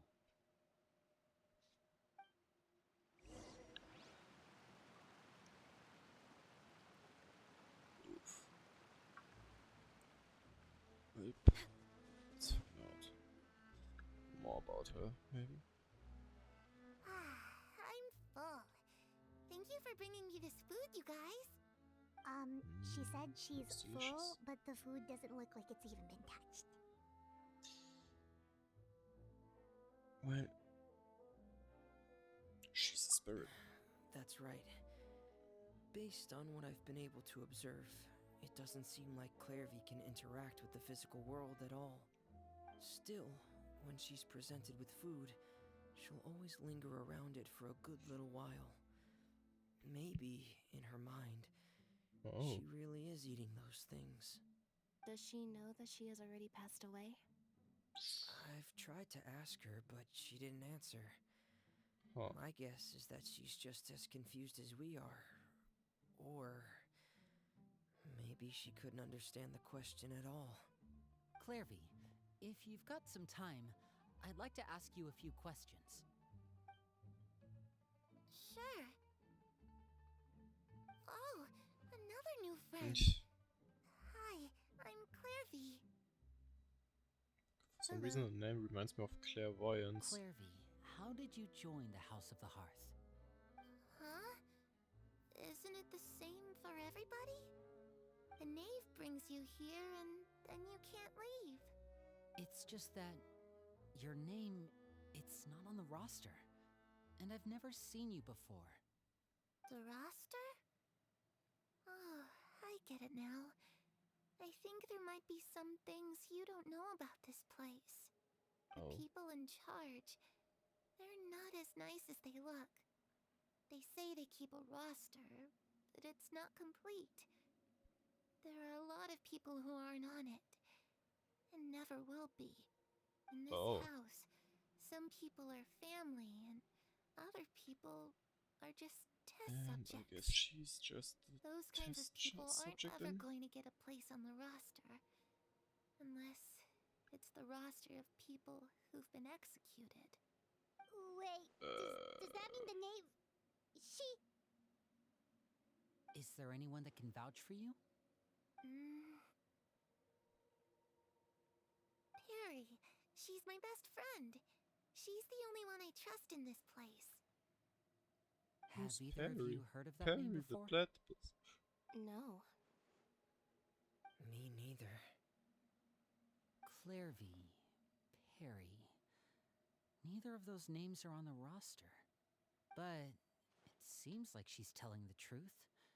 Either that, or this kid's already got a bag of tricks bigger than mine. Maybe we should try a different approach. Clairvy, do you have a wish? A wish?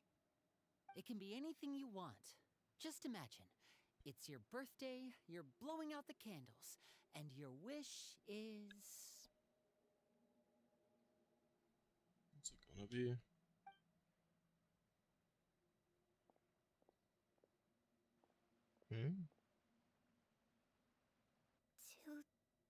To go outside, where the sun can find me. That's it? Well, that sounds easy enough. Is it though? The darkness in the house runs deeper than you can imagine. No one can get out alive.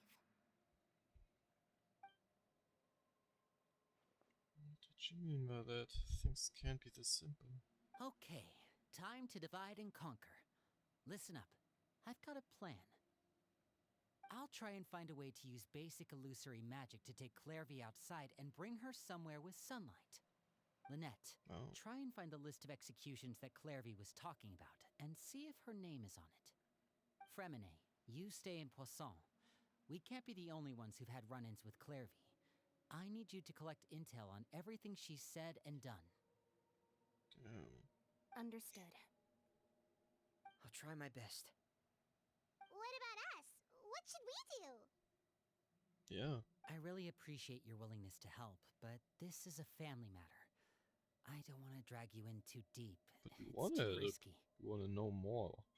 Let me think. Since Father considers you to be guests, maybe you could stick by her side for a little while. I don't think You don't Paimon's need gonna to do like anything that. except keep up some nice, casual conversation. Ah, Paimon gets it. You want us to distract her. How should we contact you? I'll give you a magic bird.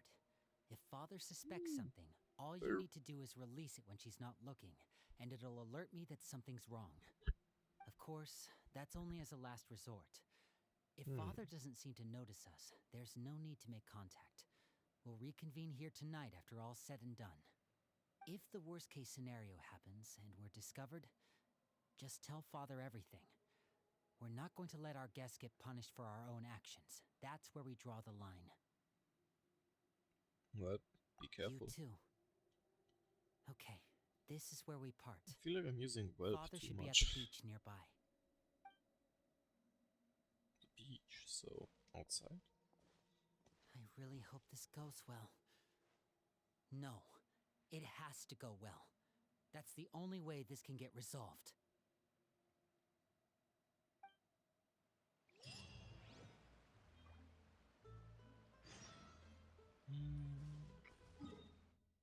Yep, outside. Let's take a quick shortcut.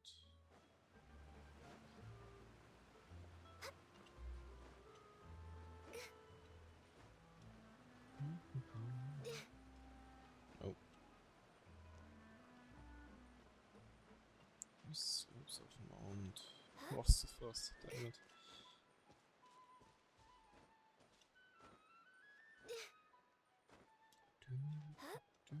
Next on the agenda.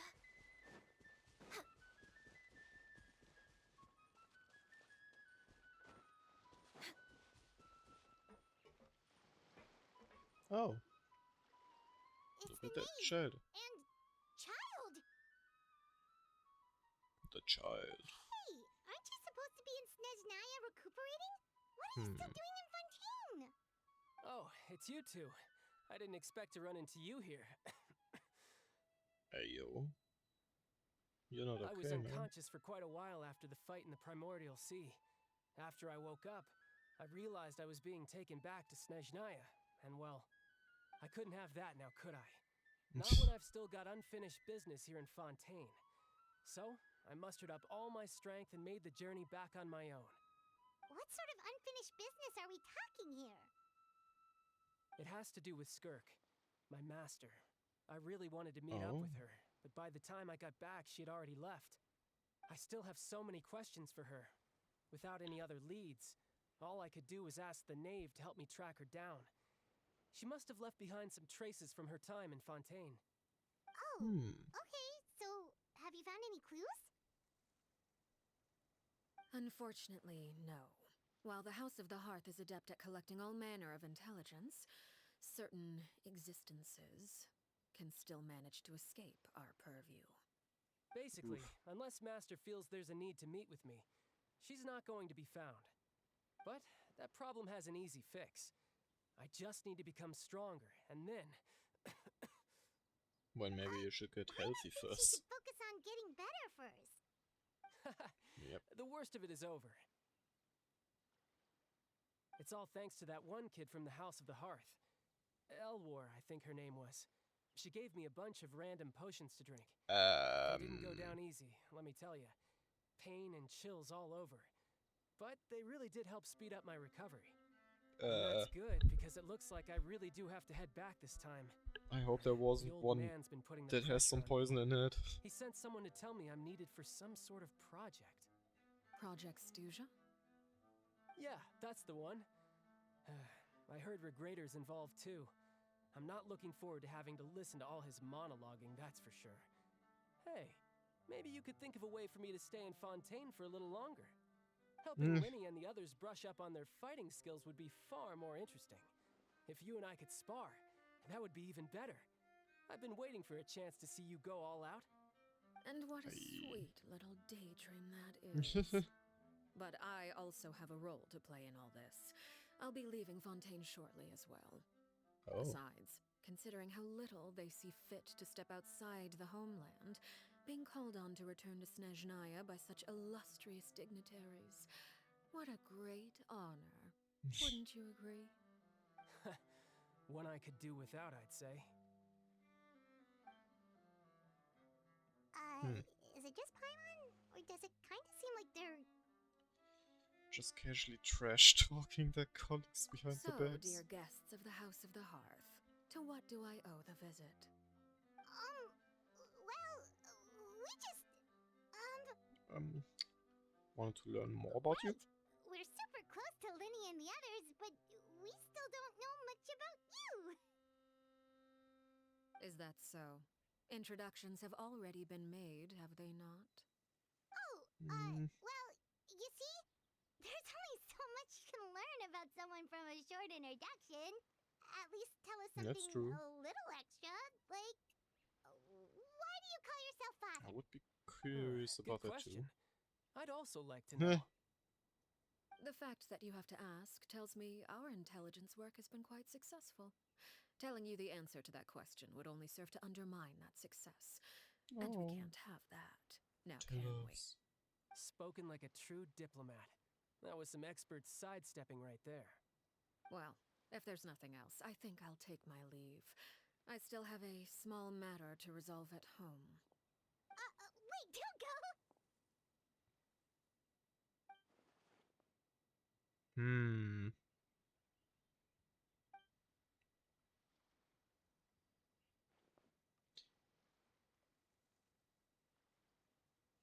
About the House of Earth.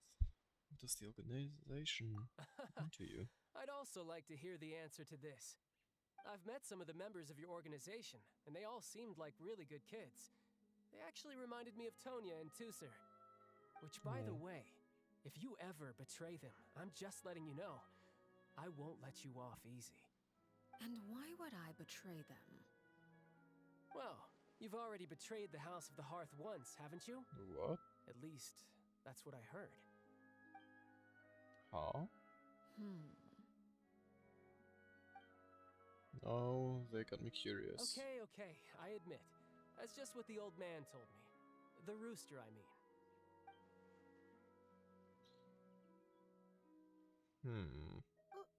Wait, did you really do something bad to those kids? Never mind what I've done. I'm more curious as to what the mighty rooster had to say. Care to enlighten me? Well, nothing much. Just some stuff about you taking out many other members of the House of the Hearth, and even going so far to attack your own family. What? I see. Oh, based on your reaction, I'm guessing it's all a bunch of lies. Hardly. I don't appreciate his particular turns of phrase, but I suppose he didn't say anything untrue.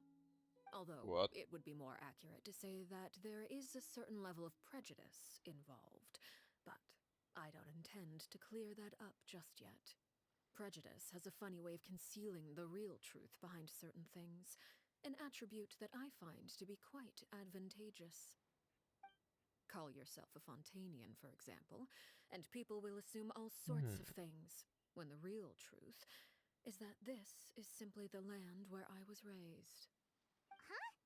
You're not actually from Fontaine? Oh. But then, why did you try to help out with the prophecy and everything? I was trying to protect the children born in Fontaine. Claiming that I myself was a Fontainian simply made it easier to operate.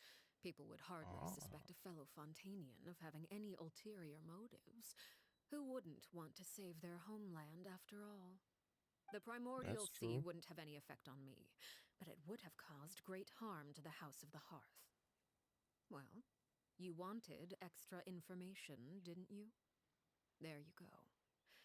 I hope that satisfied your curiosity.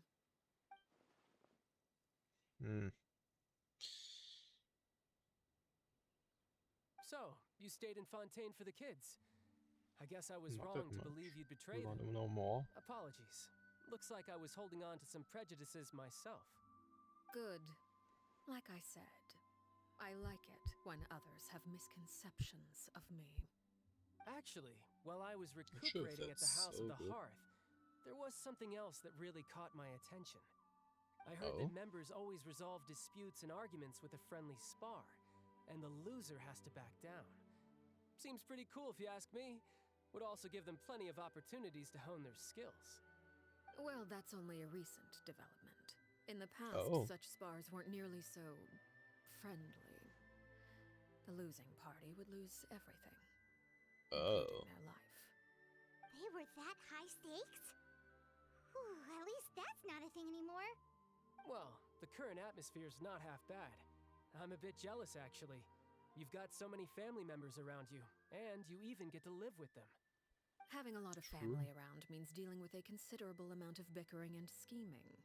Once Tonya and Tusser enter their rebellious phase, I'm sure you'll understand. Just imagine.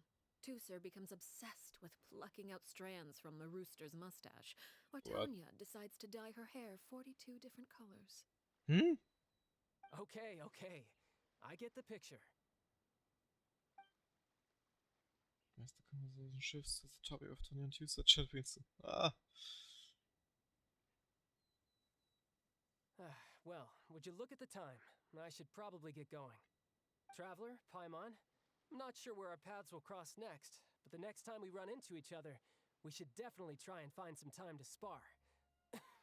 And you should recuperate, my guy. Again, maybe this is a conversation we can have when you look less like you're gonna keel over. All right. Well, thanks for everything, Arlecchino. No thanks necessary. You also played a part in obtaining the Gnosis. I would say we can call ourselves even. I like the sound of that. Well, I'm off. See you all some other time. Alright. Bye-bye, guy. We should probably get Hope going you too. have really soon. Wanna head back with us? Oh?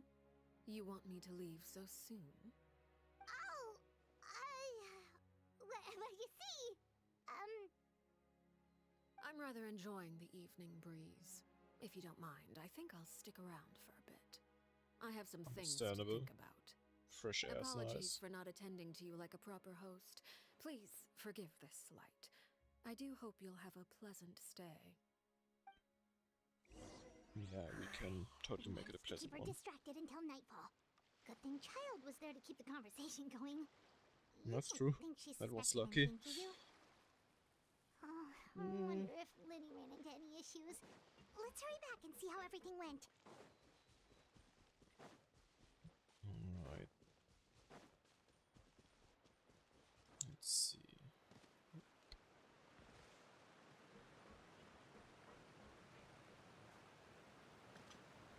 Okay, I pressed space. I guess not. Maybe too late.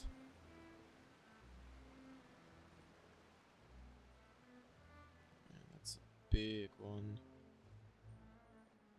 Damn, I wonder how it tastes.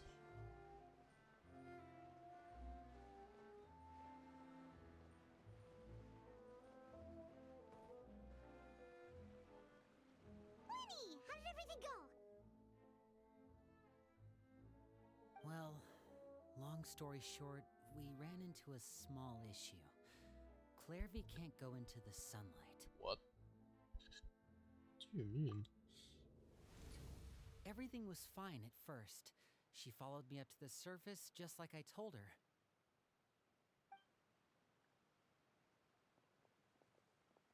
But as I led her out of the shadows and into the sunlight, she vanished.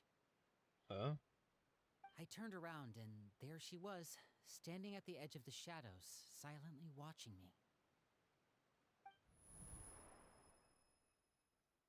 Huh. Maybe she's afraid of sunlight, or... No, it wouldn't be her That's wish weird. if that were the case. Well, we could always try pushing her into it. Yeah, not sure pushing works on a non-corporal being. Oh, true. I've pretty much tried it all already. Nothing worked. Eventually, the sun went down, so all I could do was bring her back here. Oh. How did it go with you, Lynette? Good. I've got the list. It's right What? here. Really? Really? Well, what are we waiting for? Let's take a look.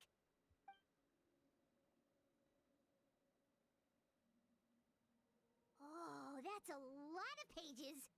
Oh, it's gonna take forever to get through it Oof. all. We can each take a Too much paperwork. Here. La Pouillade, Landois, Chambel, Horaire. Oh.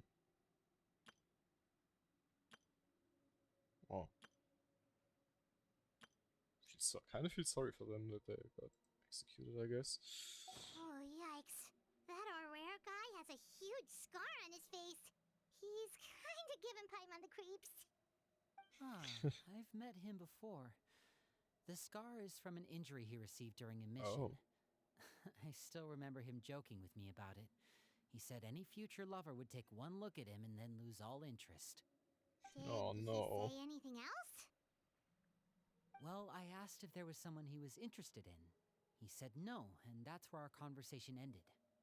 It was only later that I learned he really did have someone he liked. He Oh. risked everything to escape so he could be with her, but it didn't work. One day, Father asked to see him, and, well, I never saw him again after that. Ooh. Wait, so that means the knave, she... It may seem cruel, but it's just one of the rules of the house. Betrayal is not to be taken lightly. We know too many secrets to come and go as we please. So, if you do try to leave, you pay with your life. Yeesh.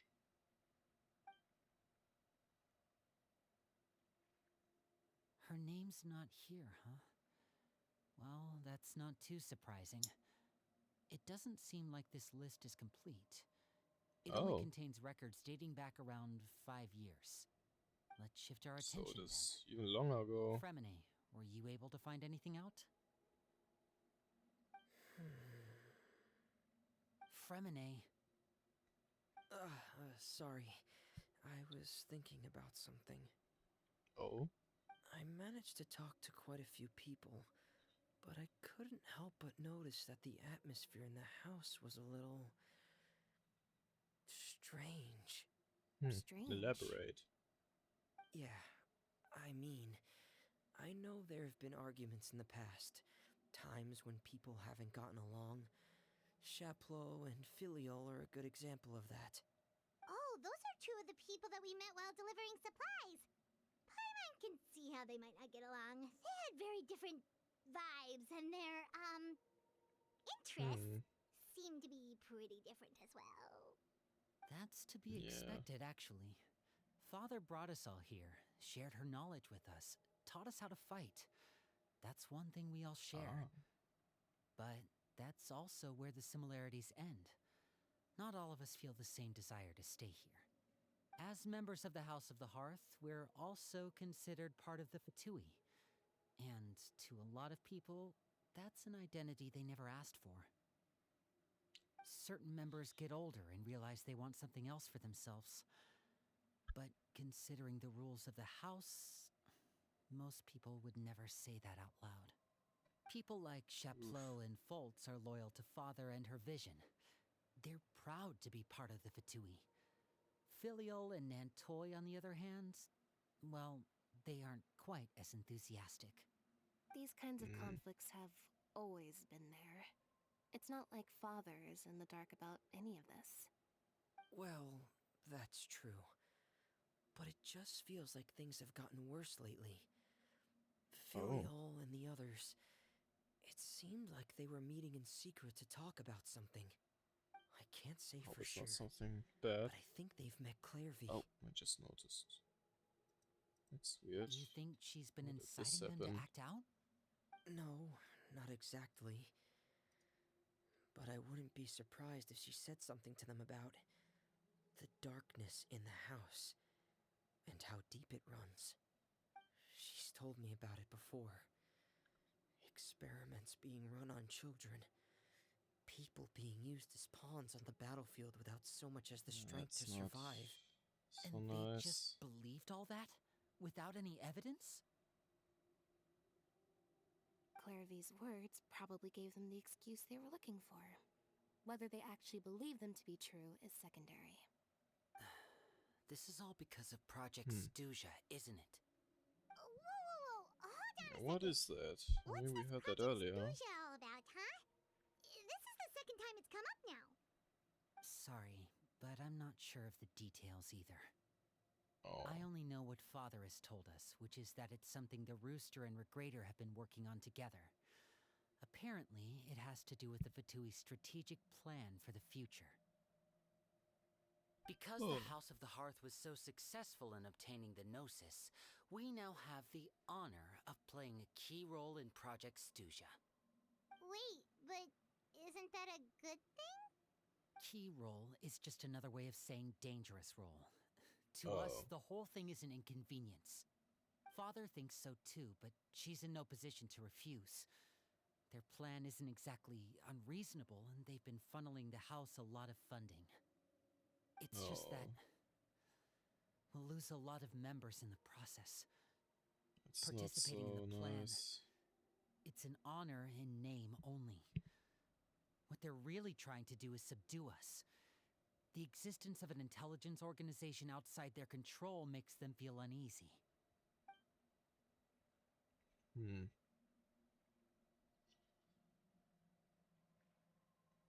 Yeah. Okay, Good super idea. complicated top secret Fatui business aside, what does all of this have to do with the conflicts you were talking about earlier? Paimon doesn't get the connection.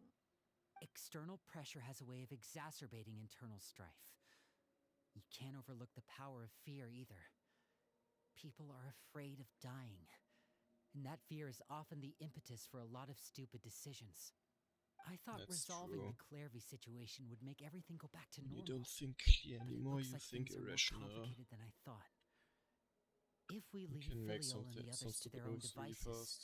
sooner or later, Father will be forced to take action. We can only focus on one situation at a time, brother. You're right. Even if we confront Filial and the others, it won't do any good. It might even make matters worse. We should focus on Clairvy for now. Well, it's getting late. We should head back and get some rest. We'll try again first thing tomorrow. Alright. Lynette, you stick with Time me for this some time. sleep. Fremine, keep a close eye on Filial and the others. Make sure they don't do anything they'll regret. Good work today, everyone. Have a good night, and I'll see you tomorrow.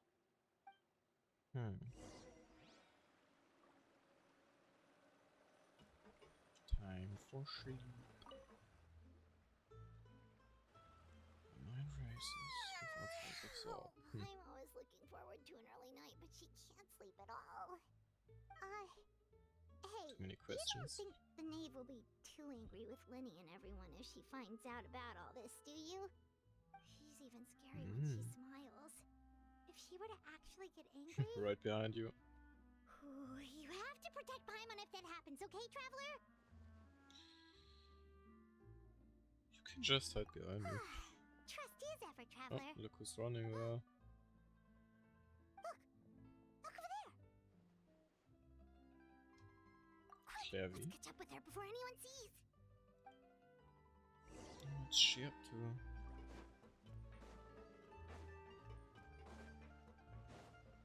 We're way behind schedule. Next on the agenda. We're way behind schedule. Over there.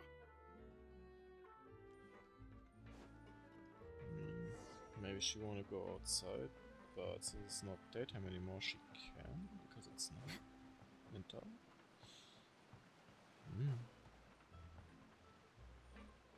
Oh, where is she going? Oh, if someone sees her, we're toast. I mean, it seems like she can make herself visible.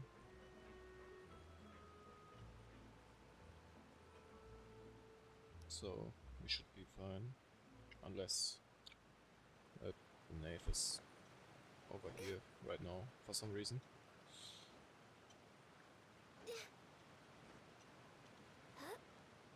Oh, look! She stopped! Yep. She actually went outside now.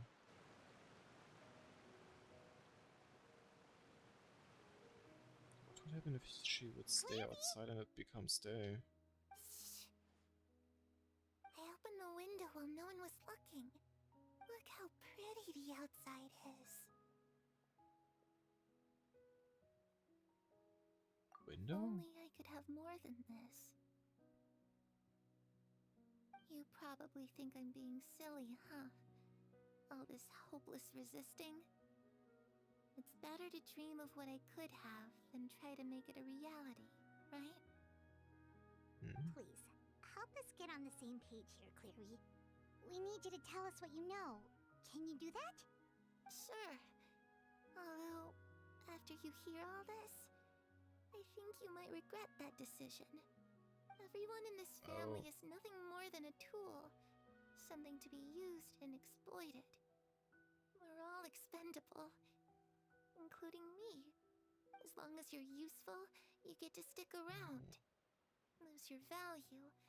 You're handed over to the doctor, experimented on, and given a fate worse than death. I've seen it happen again and again, and I've had enough. You're saying the knave did all that? It's just, that doesn't seem like something she would do. She's scary and all, but it seems like even she has lines she wouldn't cross. I knew you wouldn't believe me. Everyone thinks she's a good person. They all think of her like a real mother. But she's not. Wait, mother? But she doesn't deserve that title. She's disgraced it and tarnished it. And if I had things my way, I'd Gab's da never mal see noch her eine andere again. Person If dann? only Perry were here, she'd understand. Perry. Wait, There's so that there was name another again. Also, person. Paimon's getting a strange feeling. And I guess that person was mother? It almost feels like she's not really here with us. Paimon can't tell if she's actually talking She's to seeing us something or if else, she's maybe. mistaken us for someone else. I'm not sure either. Well, in any case, it seems like she really needs someone to talk to. We should keep her company for a little longer. She looks so young. But it seems like she's been through a lot. It's getting windy. I should close the window. Ooh, look at the moon. Isn't it pretty? Hey, wanna hear a secret? I heard that if you look up at the night sky in Snezhnaya, you can see the aurora. It's supposed to be super pretty.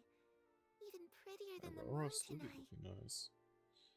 I love to see it. Perry and I promised I don't each think I've other ever seen one that myself. once we're older, we're gonna go see I it mean, together. like, not from But I can't TV or find videos, her. but like in I'm worried for real she's with my own also eyes. No, that wouldn't happen to her. She's special. Mother likes her a lot. Who is We should really go mother? talk to Mother, but we just fought. She doesn't want to see me, and I'm too scared to face her. What should I do?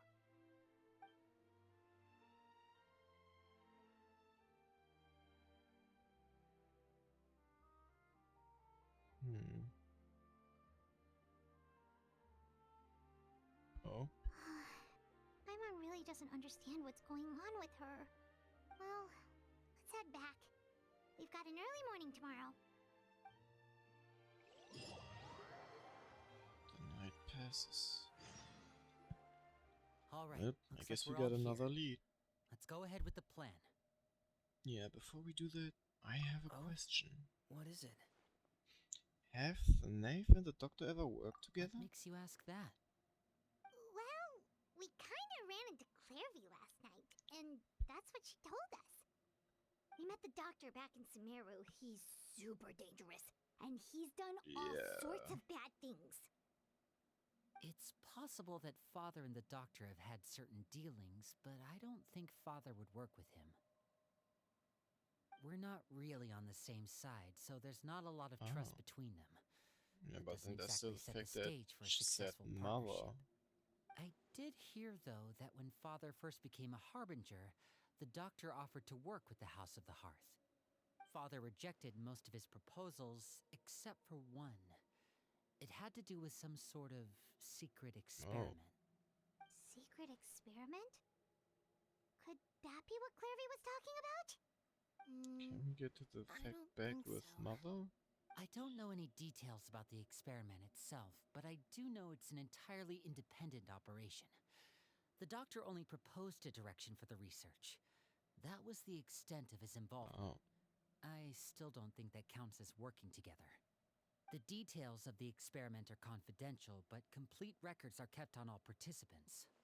That doesn't seem to be the case with the situation Clairvy referred to. I know you don't agree with some of the Fatui's methods, and I'm not asking you to. But I am asking you to trust us on this. The House of the Hearth has its own principles. There are certain lines we're not willing to cross. Okay. Alright, that's good to hear at least. Can we now ask about mother? Clairvy seems to think the knave and the doctor worked together to do something horrible. If that turned out to be true, Paimon doesn't know how he would even face you guys. It's just that it doesn't seem like Clairvy is lying either.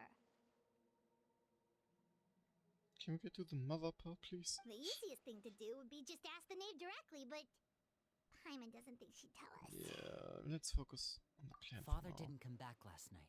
She's probably still near the shore. We'll be counting on you to distract her. Lynette, you're with me. Fremine, you know what to do. Be on your guard, everyone. All right, let's get to it. So I guess it's another time for distraction. If Ampharos is spawning up here, then I can just glide down.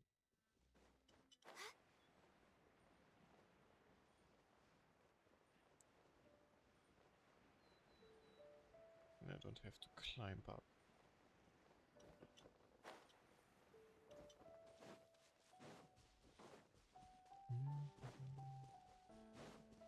Surprised that I haven't seen the Spina di Rosula though, since they're also over there.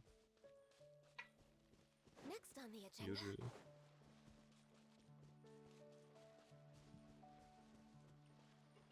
Well, hello there. Ah, it's you two again. I must say, you look a bit pale. Did you have trouble sleeping last night? A little. Perhaps if you had less on your mind, you'd be able to absolve yourself of such troubles. So what are you planning to do now? Catch up on some sleep? Or should I give you some time to rack your brain for a topic to discuss before I ask any questions? Although I must profess to being curious. Without Child here, how do you plan on distracting me? Us? Distract you? A good one. But no, we were just here for a chat.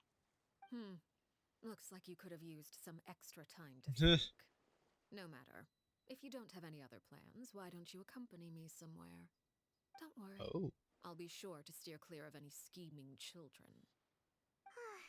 The ocean breeze is sure nice today. So, you know everything Children then? always think they can hide things from the grown-ups.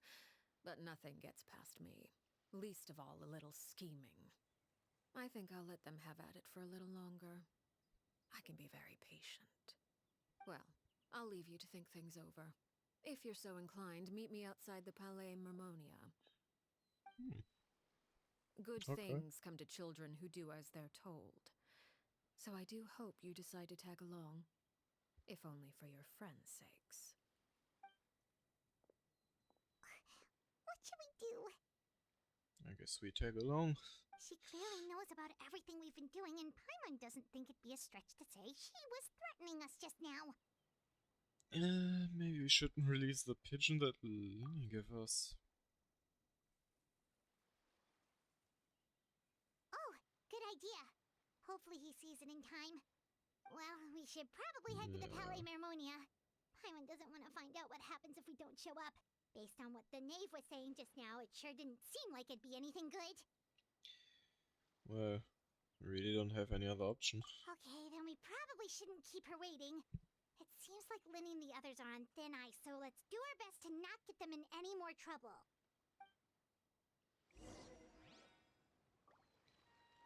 Alright, where was that again? Over there.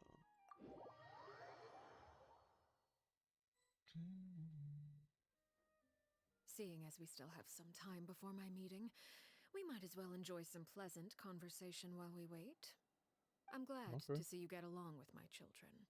Being surrounded by good companions is necessary for a child's development. Let's ignore the poison Planning part, on though. doing anything to them, are you?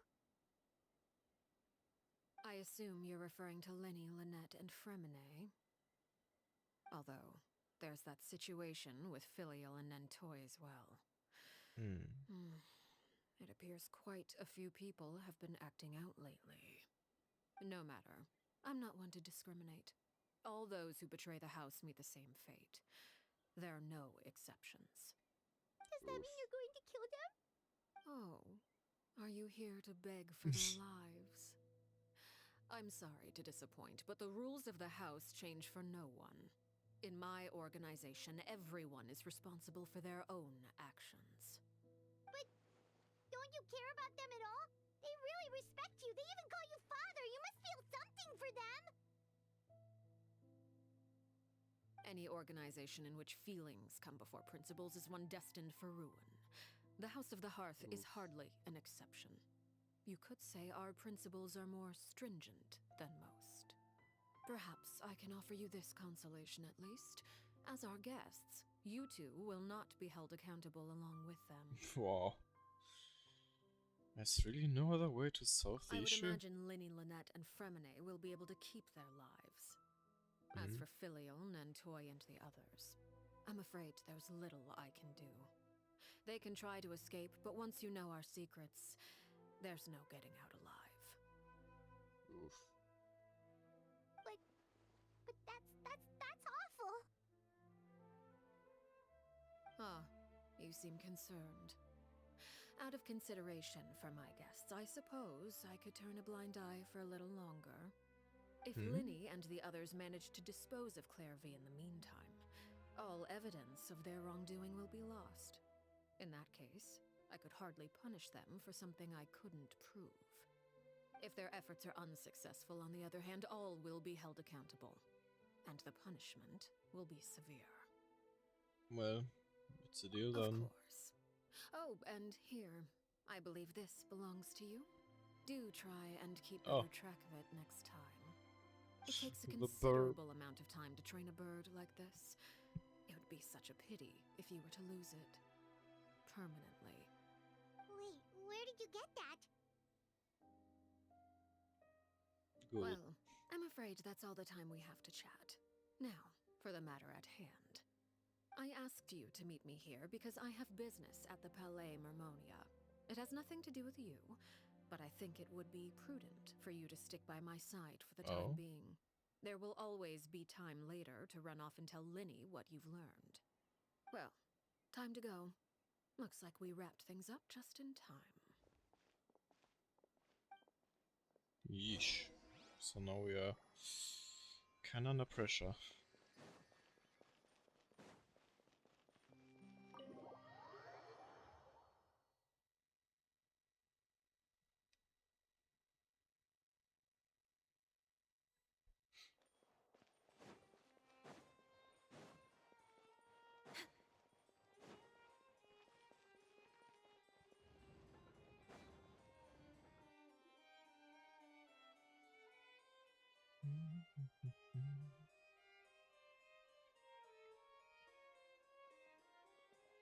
It's been a while, Monsieur Neuvillette. Damn. I must say, I wasn't expecting my meeting request to be approved quite so quickly. The Palais Mermonia operates with an efficiency worthy of admiration. It is only right that an esteemed diplomat such as yourself should be afforded the proper level of respect. Although, if I may speak plainly, I must confess that I did not anticipate we would have the occasion to meet again after presenting you with the Gnosis. I see you brought the Traveler and Paimon with you as well. If I may inquire as to the purpose of your visit.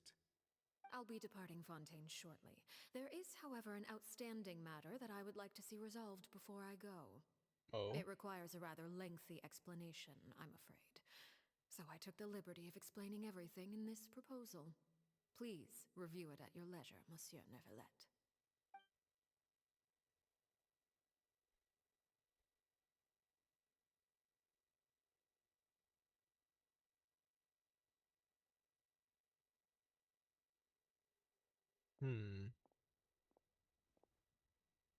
Oh no, what's it all about?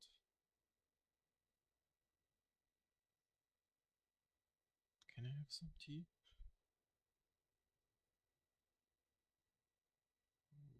Steamy. It's freshly made. I understand your request.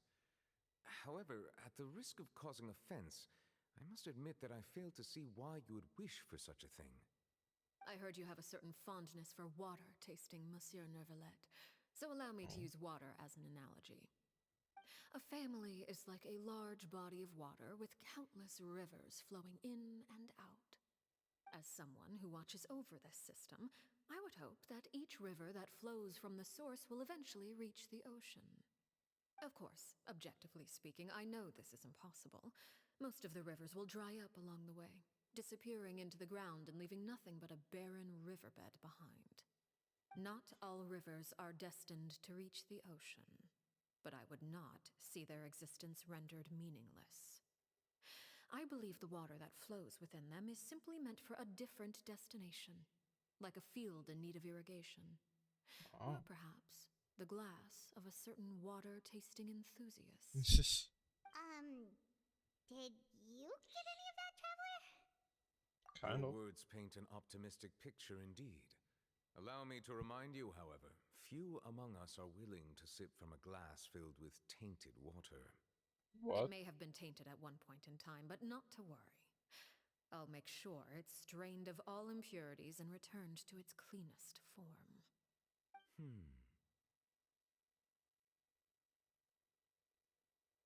I seem to recall there being a transactional aspect to your proposal.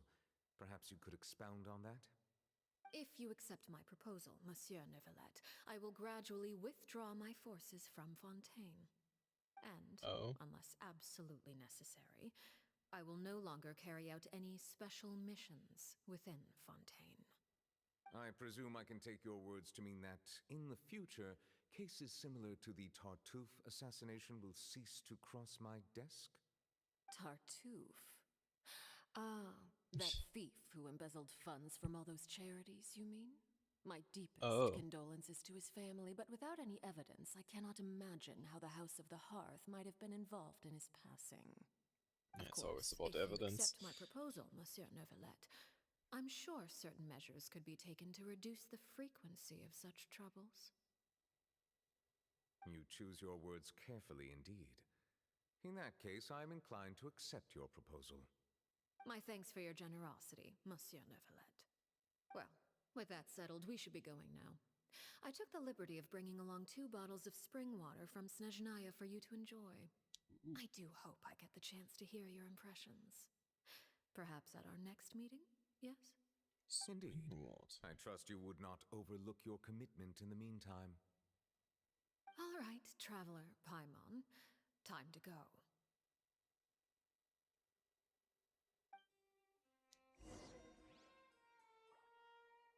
Oh. Enjoying the taste of different types of waters. Next on the agenda. Well, not gonna distract him anymore from that. Do continue tasting.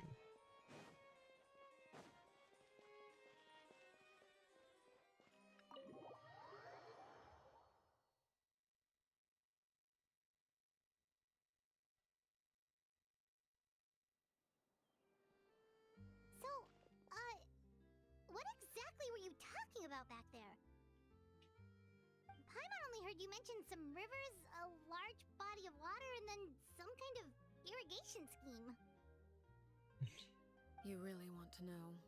I would imagine there might be more pressing concerns at the moment. Right. Winnie, Paimon really hopes everything's going okay.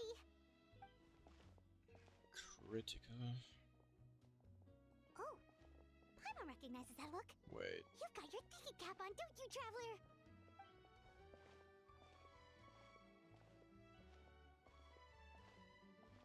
Oh.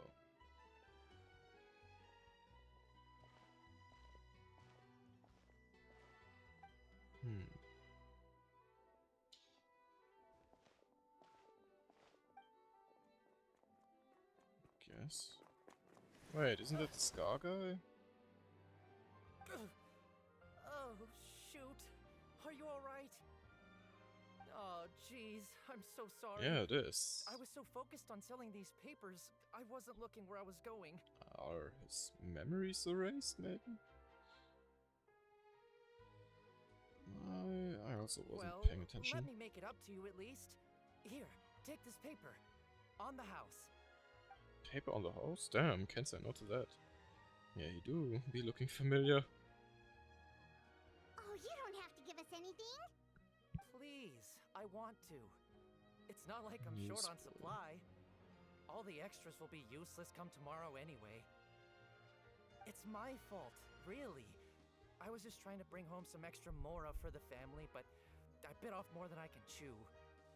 I haven't had many takers today, so I'm still swimming in papers. What's going on here? Nothing much. I just ran into your friend here on accident. I should probably get going, actually, so... Hold on. Of course, I'm happy to compensate you with mora, it's just... I don't have any on me at the moment. I'll take 3 papers. Here. Oh. Your payment. Oh! Thank you for your patronage. May the Archons bless you with good fortune. If only I had the chance to run into such generous customers every day.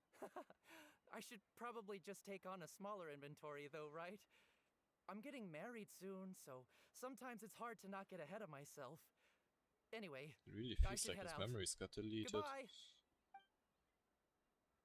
Well, now that my affairs are settled, we should take the boat back to Poisson. We've even acquired some light reading to enjoy along the way. Actually, why don't we stick around for a little longer? Paimon just realized how hungry she is. She can't head back to Poisson on an empty stomach.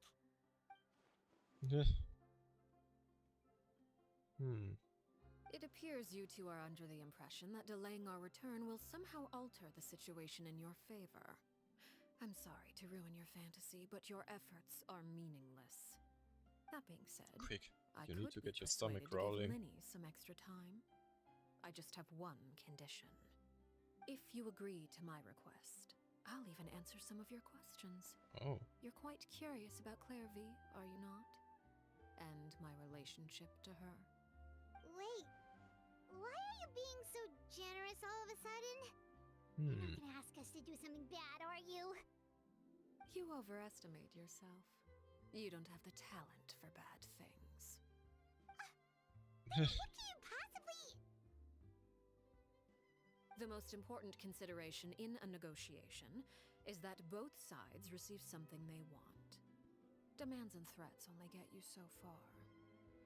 Well then, your condition. Let's see it. Wonderful. Here it is.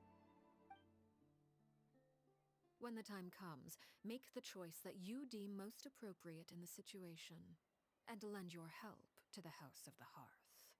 Okay, sounds normal enough. But what do you mean, when the time comes? When is that supposed to be? That is for you to question. decide. Okay, well, we accept your condition. Then we have a deal. Follow me.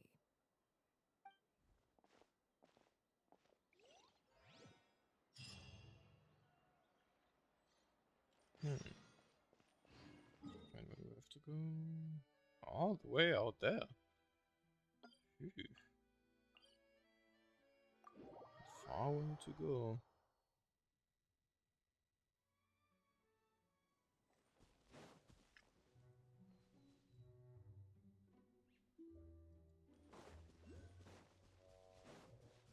Oh, guess I haven't collected that one yet.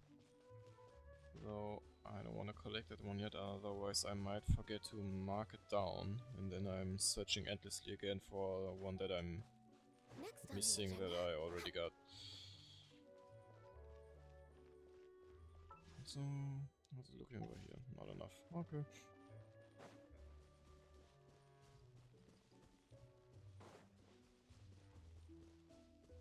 Alright, we're close to the border.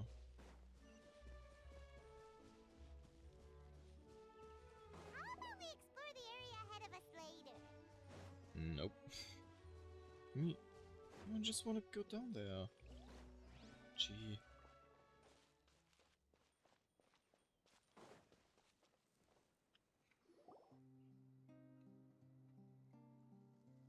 What is this place? Somewhere long forgotten by everyone. It used to be a grand building. Now it's nothing more than a pile of rubble. No one comes here anymore, nor does anyone care about what once happened here. Although, this place does have something to do with the story it I'm would be a about nice to tell place you. if you would rebuild it. It was before I became a harbinger, and before Linny and the others joined the House of the Hearth. Due to certain events, I first killed Clairvy and then her mother. And this is where it all happened. You were the one that killed Clairvy? Why? Patience now. Allow me to explain Clairvy's side of the story first. I'll start from the beginning.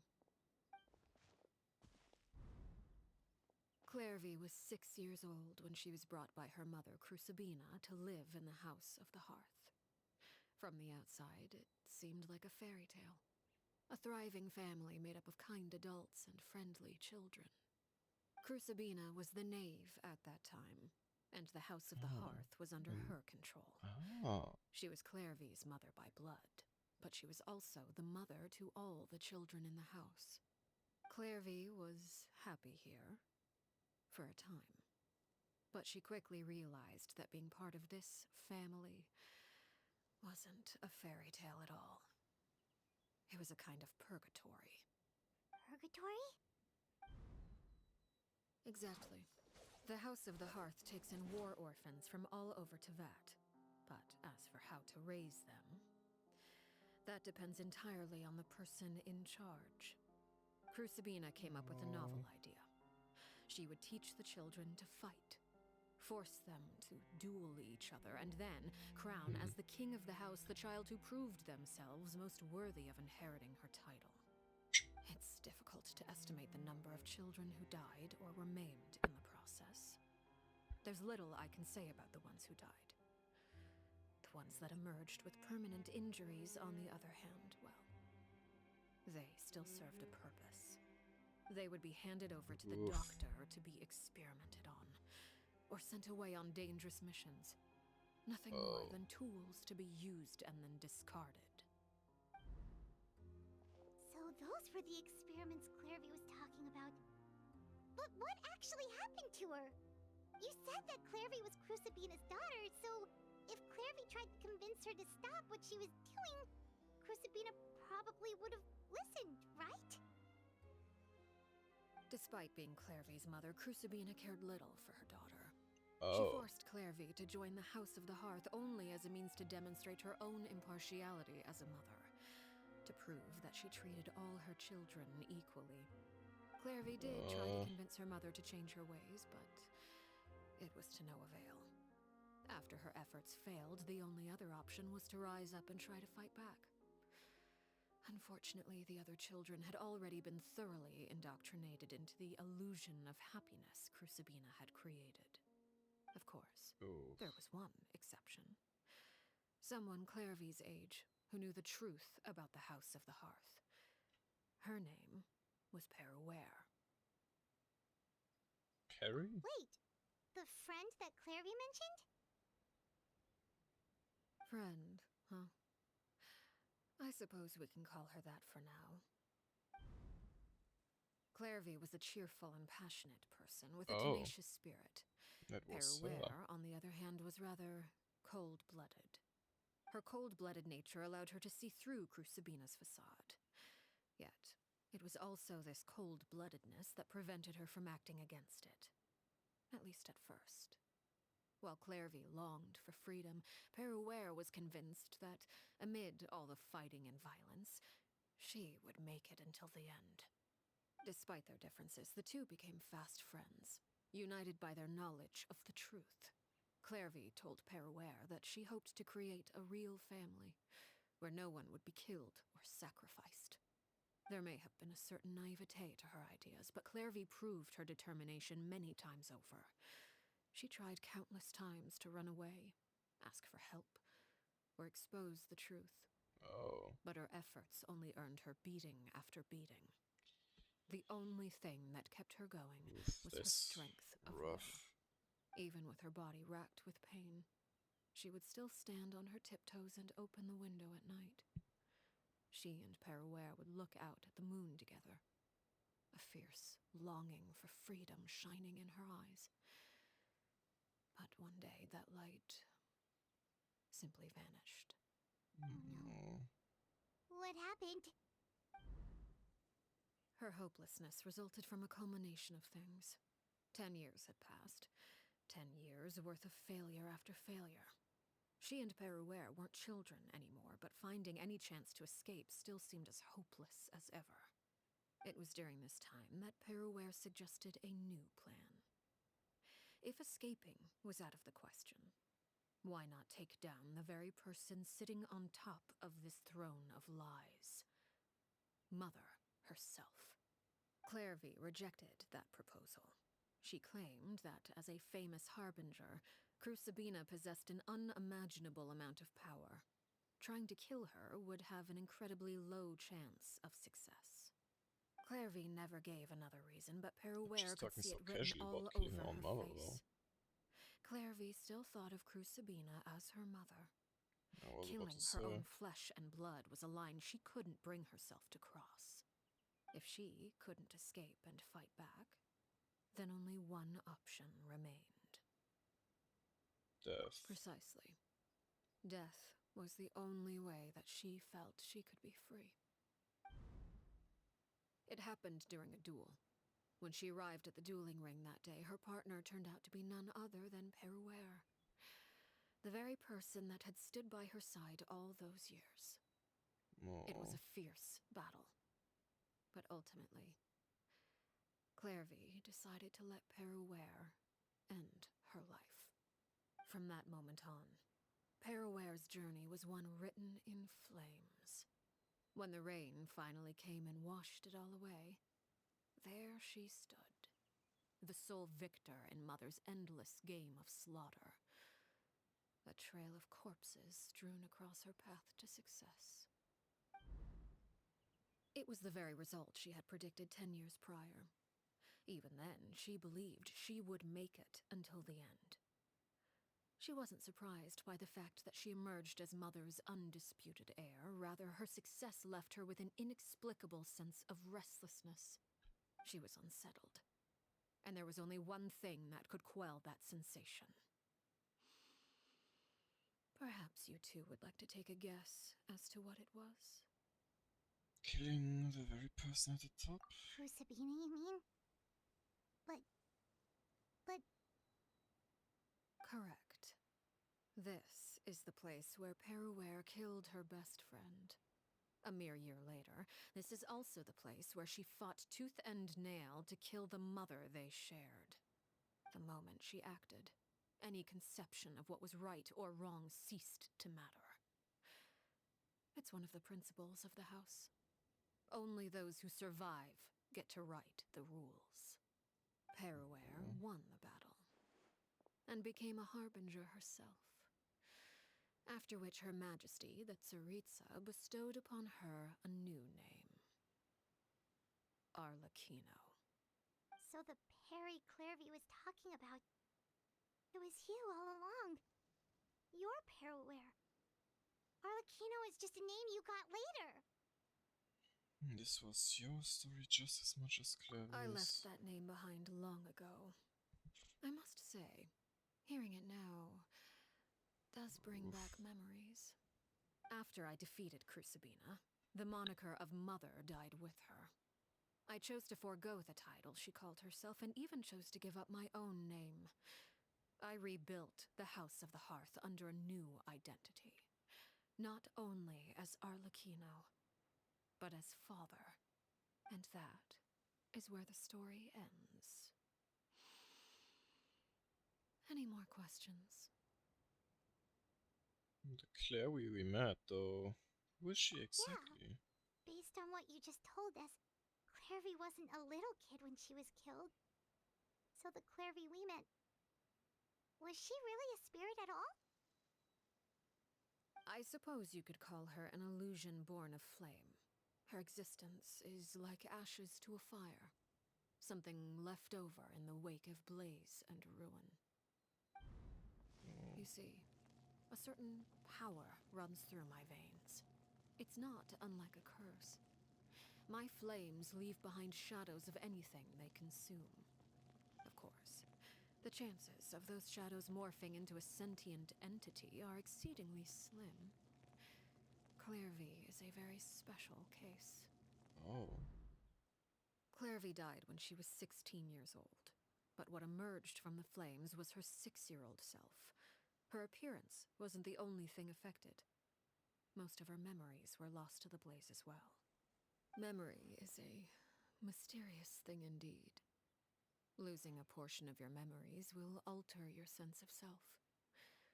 Lose 10 years' worth, however, and it would be like living in the past. Like returning to a version of yourself that never grew up. No wonder Paimon got such a weird feeling when we were talking to her. Perhaps I should put it this way. Clairvy really is someone sad. trapped in time. It may seem like she exists with us in the present, but she truly lives in the confines of her own past. So if all of that is true, then you must have known about Clairvy for a long time. True. Indeed. She's a rather volatile and unstable entity. Sometimes she would look after the children. She's even saved some of their lives. That's poison guy. Other times, she would hide from me and become obsessed with revealing the truth about the house to anyone who will listen. Shadows don't have the capacity to learn or grow. Any new information they encounter is quickly forgotten over time. Your attempts to expose Clairvy to sunlight. They failed, yes. The reason is actually quite simple. In Clairvy's mind, the house is impossible to escape, and it is this very perception that traps her there. But no matter. All I have to do is kill her again, and all will be resolved. I don't anticipate so much as a single speck of ash will be left behind this time. Wait! I can Excuse understand me? why you might want her gone, but isn't there another way? So what if she's trapped in her 6-year-old self? She's still your friend! At least talk to her first!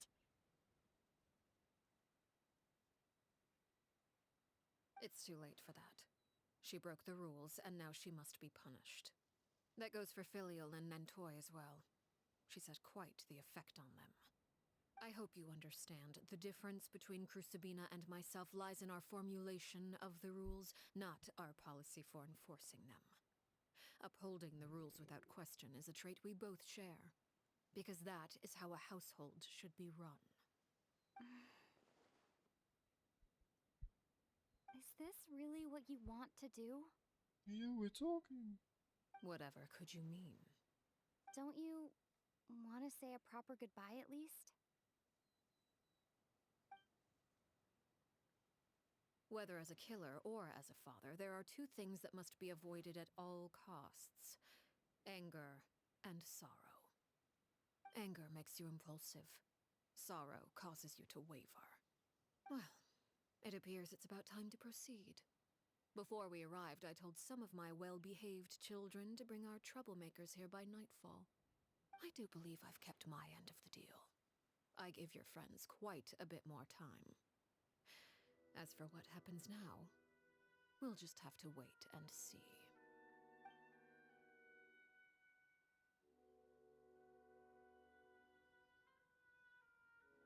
Oh. Here they are, Father. Ah, you gonna execute him? Seeing something like that would actually be a first for me. Lenny! Clavy. I'm sorry.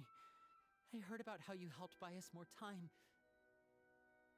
But I still failed. I couldn't find a way to fulfill her wish. Huh? Are you... Perry? Indeed, it's been a while, Clairvy. Perry! Shh, stay right there. I'm sorry to postpone our reunion, but first I believe certain scores need settling. Oh.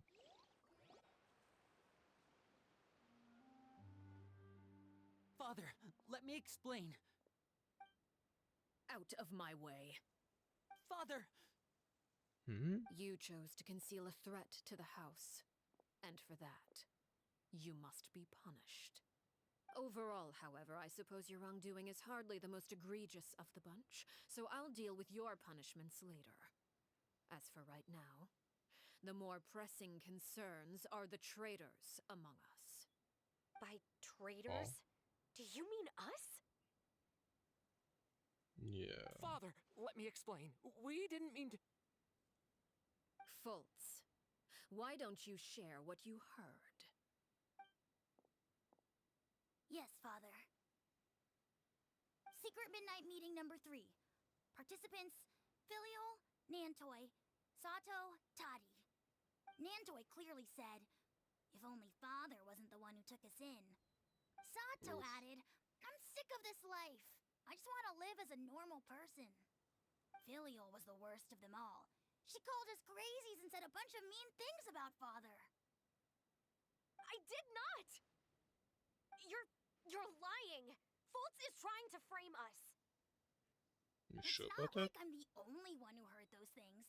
After that, you and Toddy and a bunch of other people started talking about Clairvy. You were using all those things Clairvy brought up as an excuse to question Father.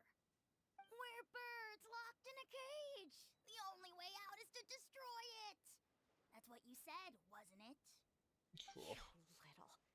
You just want me gone, don't you? What did I ever do to you, huh? And you, Sheplo, have you forgotten who stood by your sickbed, watched over you, and changed your dressings?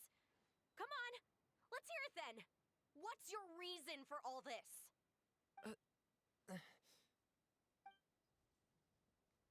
You're wrong, Filial. We don't want you to die. You're our family. Liar. You wouldn't be doing this if that were the case. So why? Why have you backed us into a corner? We all live in the House of the Hearth. You know the type of work we do, Filial. Yeah. A single betrayal can cost dozens of us our lives. It's not like it's never happened before. That kind of thing is hard to forget. That's why the House of the Hearth cannot tolerate any form of betrayal. Ever since we came to Poisson, you've had 7 secret meetings. A lot of the things you talked about really crossed the line. You've been spying on us for half a month? Wait a second. Now that I think about it, the move to Poisson was just a way to make it easier to spy on us, wasn't it? Because we were all in one place. You've had this planned all along. Filial, Nantoy, Damn. I'm sorry. I owe you both my life. I owe Clairvy too. If it weren't for all your help after I got poisoned, I wouldn't be standing here today. If this were any other situation, I would do anything to repay that kindness, even if it cost me my life. But rules are rules.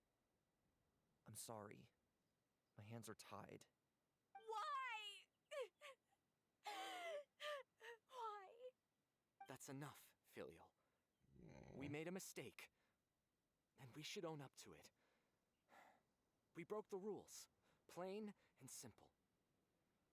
And Now we have to face the consequences. I'm sorry, Chapleau. Foltz. I'm sorry, Father. We accept our punishment. Chapleau, according to the rules of the House of the Hearth, how should these traitors be punished? All those who betray the house pay with their lives. And so it shall be.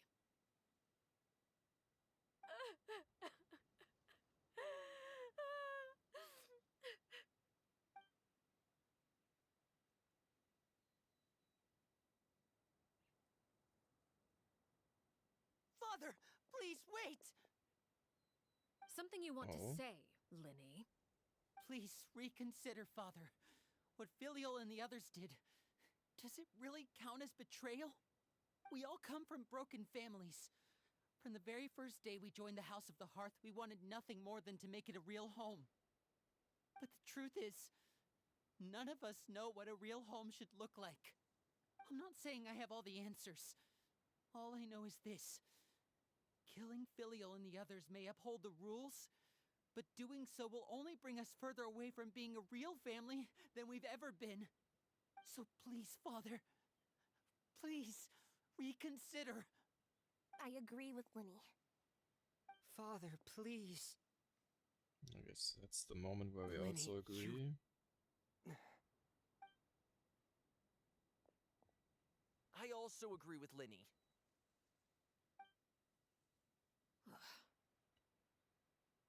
An order once given cannot be rescinded. However, given the extent of your determination, I suppose we shall have to go about this a different way. Draw your weapons and face me. Our weapons? Father, are you referring to a duel? Precisely. The rules of the house will not be altered. Traitors must be punished. However, resolving disputes with a duel is also one of our rules, one that also applies to me. Demonstrate a sufficient showing of strength, and I shall offer a concession. Wait. Beat Father in a duel? Impossible. Father is way I too feel like strong, that's, even we're for probably Linny. going to fight.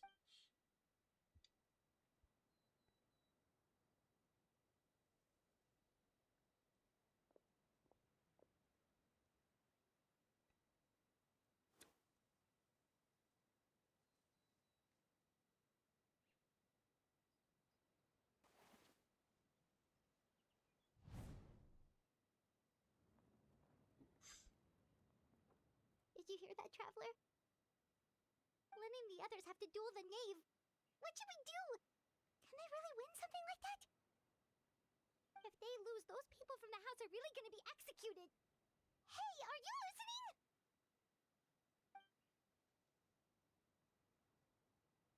Nope. Don't you want to say a proper goodbye at least? Anger makes you impulsive. Sorrow causes you to waver.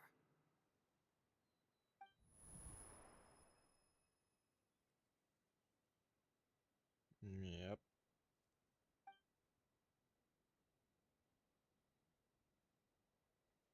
Oh, looking at that expression on her face, she seems really serious about this. Guess that means there's no chance she's throwing the duel on purpose, huh?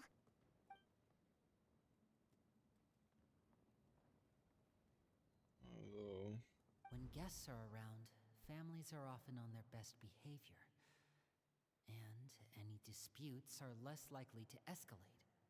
Well, we are the When the guests time here, comes, yet this is make the happening. choice that you deem most appropriate in the situation, and lend your help to the House of the Hearth.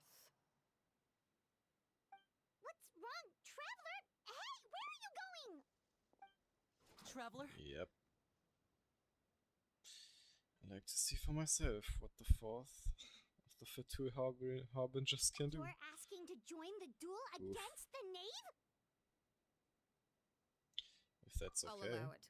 We do have a ready-made dueling ring at our disposal, after all. All I would advise is this. Keep a firm grasp on your weapon, and give it your all. Any less, The normal dull sword. and you may just lose your life. Oh.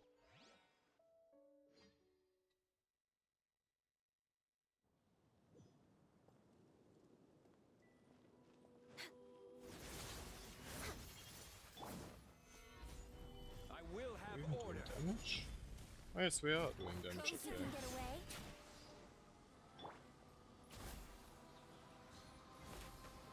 Barely, though. And voila! Oh, what With did you these do? rising flames, I have no clue what Lene just did, but there must be a reason why he said "Eh, voila." is it my Just- turn now? Careless. Are you alright? Oh. Now that's more like it. Closer now. Is it This my is turn long now? overdue. With these rising flames, XXX. Try to pace yourself. So I'm just getting commentary from them then. with the fall of darkness, destruction shall rise. The countdown has begun. Wait, what? Have a taste Next of time, courage. Phoenix charge attack advantage. Watch out for Father's movements. With these rising flames, Ouch. Shit. Oh shit. spare your energy. Running is of little use. We're Get waiting rid on of the that. temple. Stabilize. Are you alright?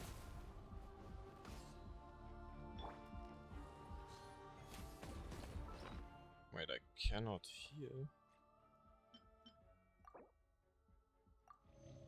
Oh yes, I can heal. Huh.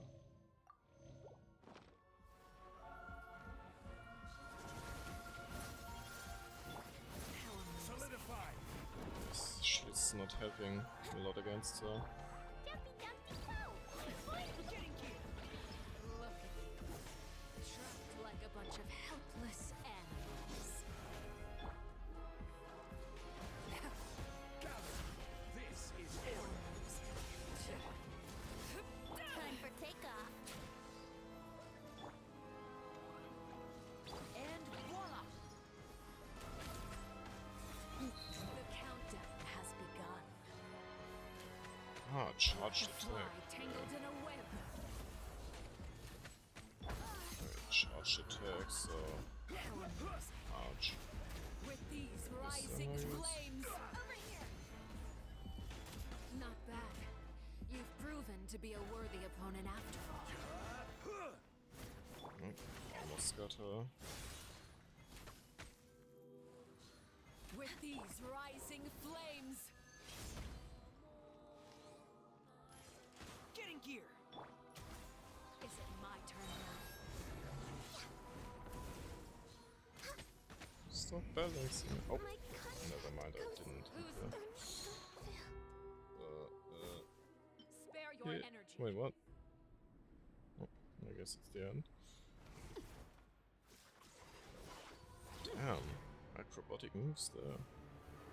This is some nice wings. Oh.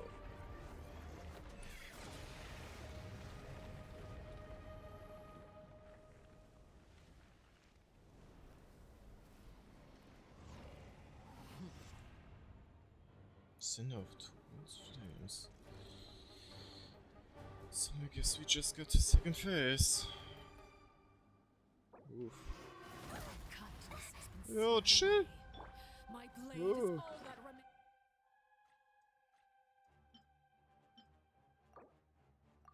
Bruh. Did not expect that now. Damn. Healing.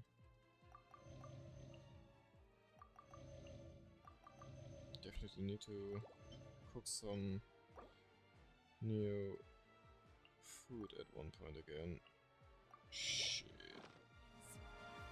Stabilize. Now's our chance. Over here!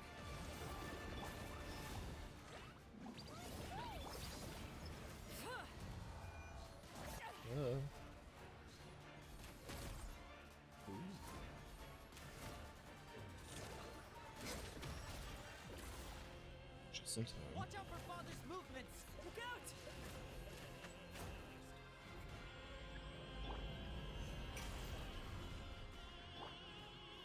Access denied. Your punishment made manifest.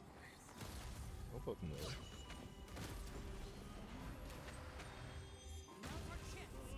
Oh. Over here. Who's next? I didn't notice that. I will have order. The sun and moon have set. help. Only ruin Help. remains. Ooh. Who's next? What? Look out! That just changed the gear completely.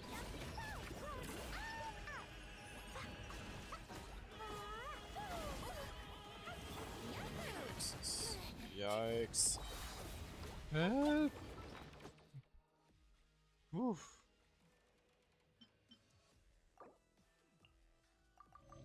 Like I'm not having the right setup for. Now for a chance. Over here. That was close. Okay. Chill!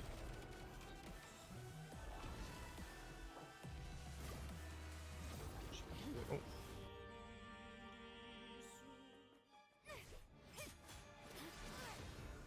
That was close. Always this dull blade.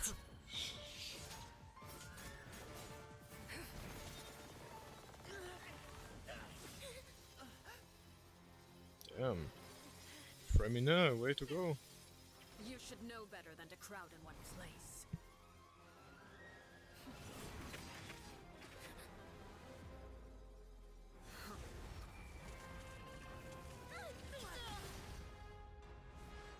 Oh, shit. Oh, I know.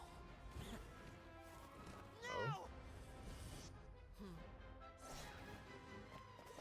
I'm sorry, father!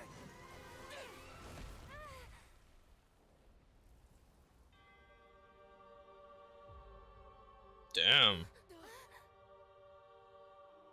Sorry for what? This pitiful excuse for an attack.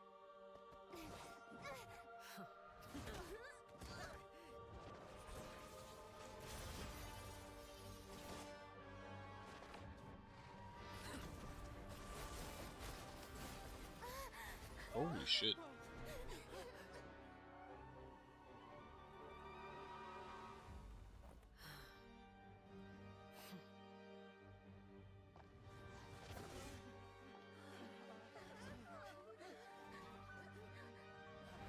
Father, no!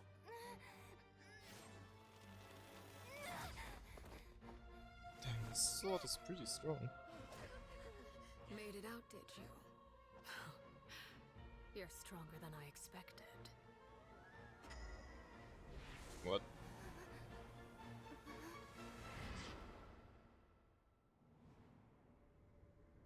What is that? Crimson Moon.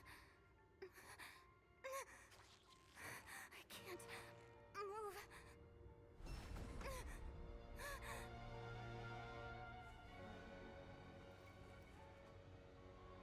What is happening?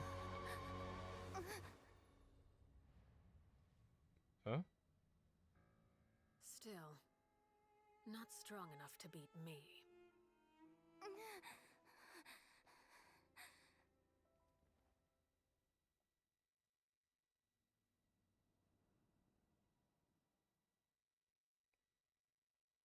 What?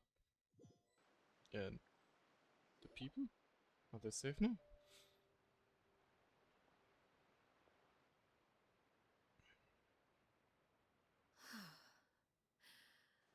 I believe we can end things here. It's not often that we get to enjoy the company of guests, after all. We wouldn't want things to get too out of hand. Brother, are you alright? Lenny. Given that I am the victor of this duel, as agreed, the punishment stands. No! I never thought things would end like this. However, everyone involved in the duel demonstrated a remarkable level of strength and determination. In light of this, I'm prepared to change the method of execution. Oh? Elwar, the bottled flames I gave you for safekeeping. Do you still have them? Yes? I wasn't sure what they were for, but I've kept them super safe. I didn't lose a single one. Wonderful. Then, in just a moment, I'll have you administer them. Bottled flames? Indeed. They're the product of a secret experiment. Under certain special circumstances, flames can be extracted from my person and preserved. Once ingested, searing pain will spread across every inch of your body. No harm will come to you physically, but your memories will be burned away. If you can withstand the pain. When you awake, you'll have forgotten everything you know about the House of the Hearth, and will be expelled from the organization. In other words, administering this concoction will kill the version of you that grew up in the house, and give you a new identity. So that's what happens with the others. Yeah. It was horror. Damn.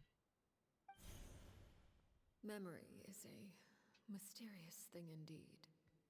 Losing a portion of your memories will alter your sense of self.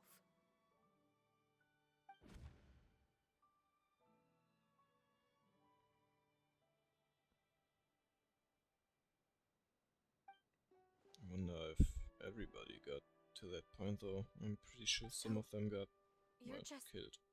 letting us go, Father? You misunderstand. Memories are extremely important. Once consumed by flame, the version of you standing before me will die, and our secrets will die with you. So no, I don't intend to just let you go, because the person who survives will be nothing but a stranger. Even so, I won't have to live in fear anymore. I'm sorry, Father. I'm sorry I let you down. But I really... Don't cry, Filial. You haven't left the house yet, so there are still rules to be followed, yes? Remember what I taught you. Anger makes you impulsive, sorrow causes you to waver. Don't let yourself be controlled by your emotions. Of course. Damn. I'll remember. Dry your tears, and go pursue the life you really want. Yes, Father. Chaplot, Foltz, Elwar. Take them back to Poisson. And bring Linny and the others as well. I prepared 3 extra vials of bottled flames. What? As for whether to take them, the choice is yours. Goodbye, children. The next time we meet, I will no longer be your father. Thank you for all you've done for the house. I hope you have bright futures ahead of you. Damn.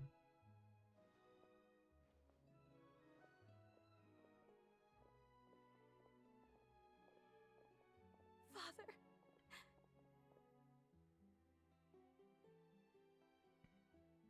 Let's go. Wait, so... who is going to stay then? Here, The grab my small arm, ones, I Linny. guess? I'll help you walk back. Thank you.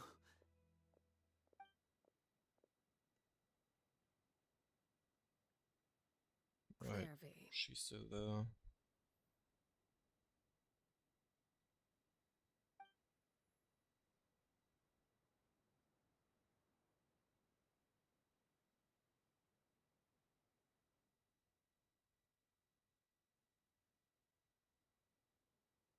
Can we talk now?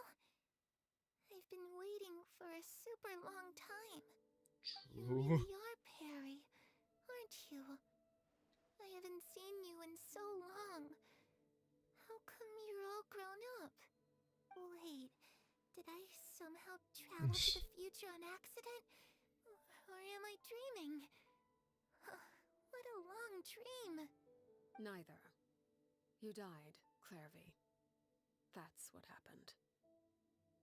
Damn. Straight up to the point. You could have at least sugarcoated it a little. Look, she's that speechless. Yeah. Oh. Okay then. What? Huh? That's Just it? accepting You it like accepted that? it just like that? Yep. If that's what Perry says happened, then I believe her. Perry wouldn't lie to me. Plus, I don't really need to know why I'm like this. I'm more curious about what happens in the future. If you're a harbinger now, Perry, that means Mother is gone, isn't she? Can you tell me about it? I want to know what happened to her. And to me.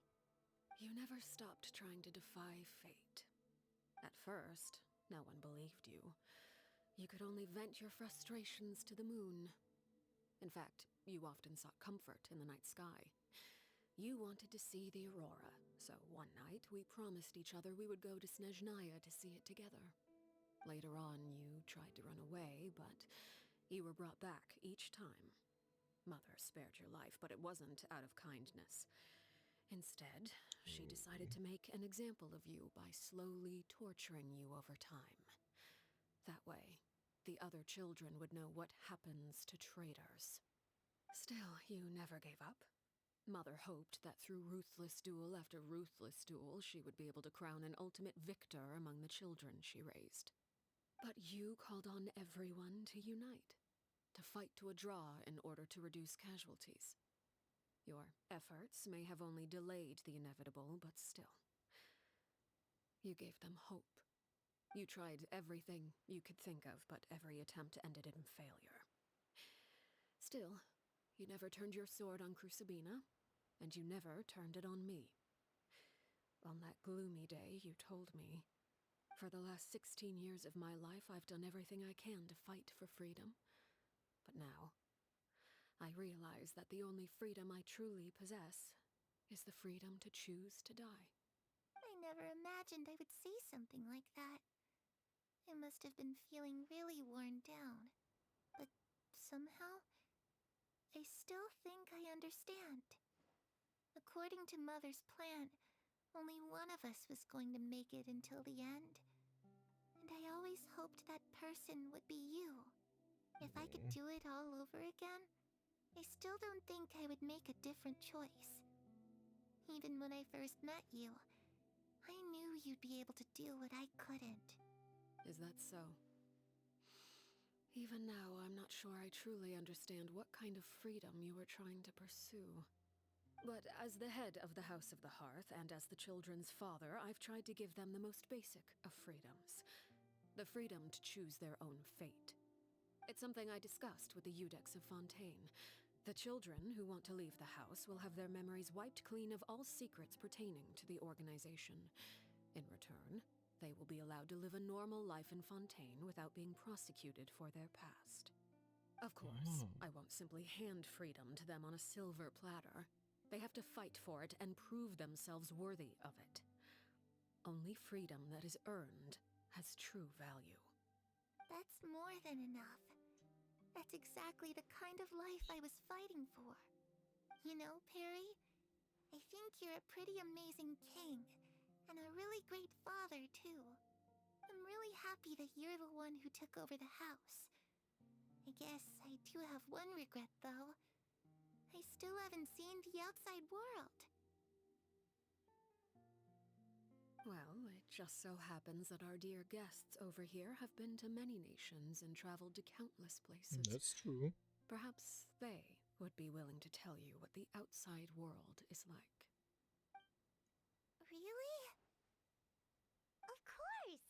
We've traveled all over the place. We've got so many stories, we could probably talk your ears off for 3 days straight.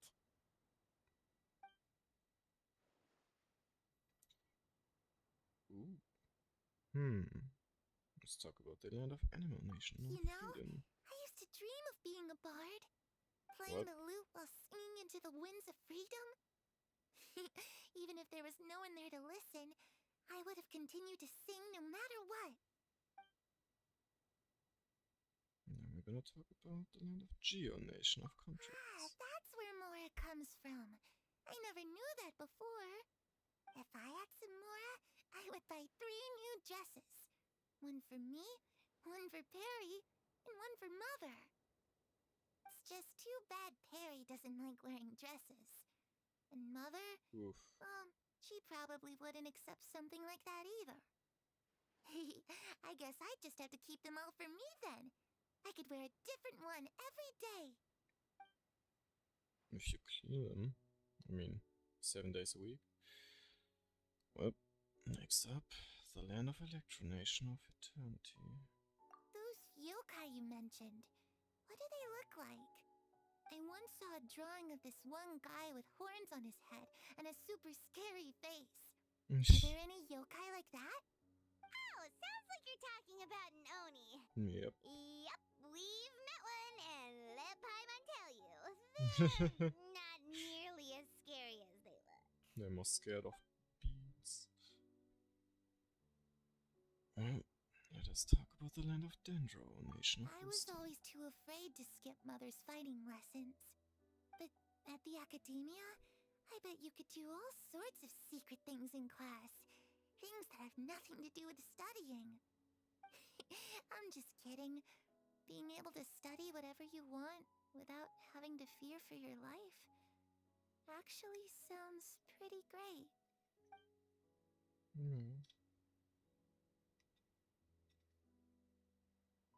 The situation was super dangerous. Lenny and Lynette were accused of committing a crime, and they were going to have to stand trial at the Opera Epicles.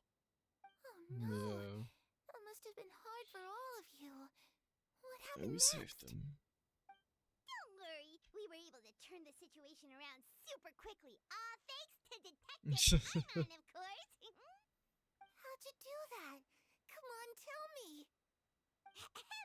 Okay, so it was Looks like like it's this. about to get After the failed magic day show, we again. rushed to the scene and...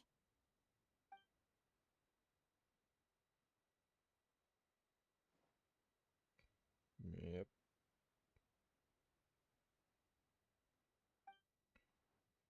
It's the first time she's ever been able to truly relax. I'm not sure how long this moment can last. Shadows turning don't have the daytime. capacity to learn or grow. Any new information they encounter is quickly forgotten over time. She'll probably forget everything we've told her. Oof. Yep. The sun has risen, and she's still standing in the sun.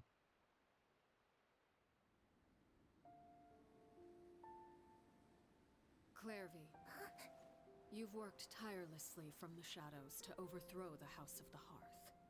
Now, by my authority as the Knave, I shall announce how this matter ends. You are hereby expelled from the House of the Hearth. You are no longer tied to this place, nor are you bound by its rules.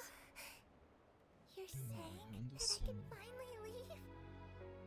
I get to experience the outside world as well?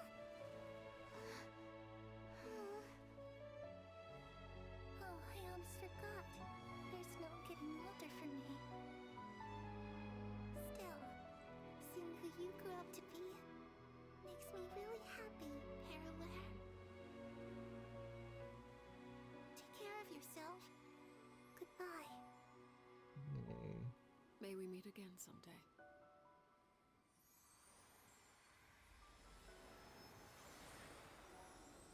Goodbye, spirit. Finally resting in peace. Clairvy. She left so soon. Paimon didn't even get to finish her story. I also have certain sentiments left unsaid.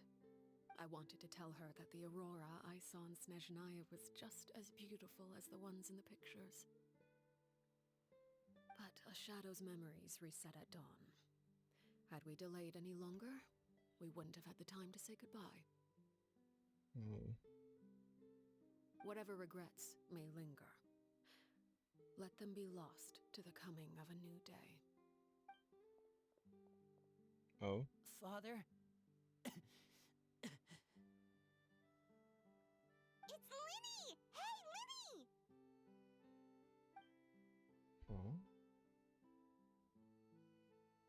doing back here? Let's go check it out.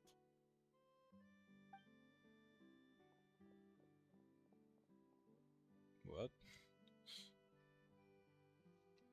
What is he doing here now?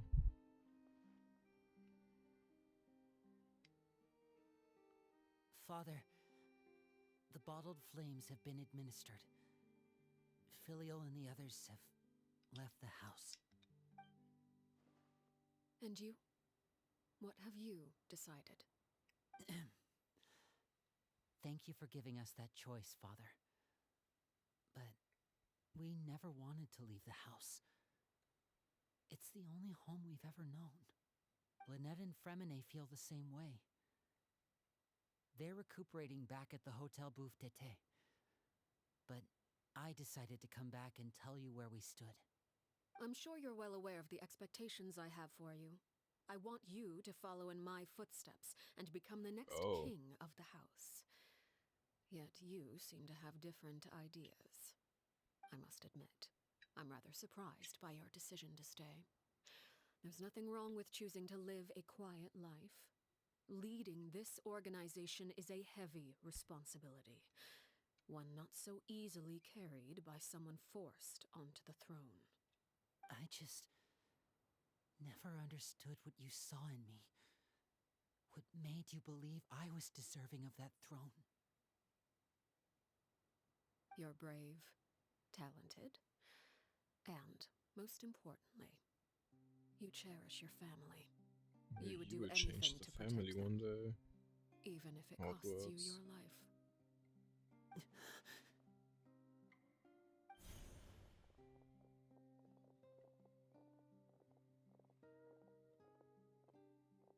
Speaking up back there was so brave of you, Linny. It's all thanks to you that we were able to convince Father to back down. You're a hero, Linny. Hero. Father is the real hero.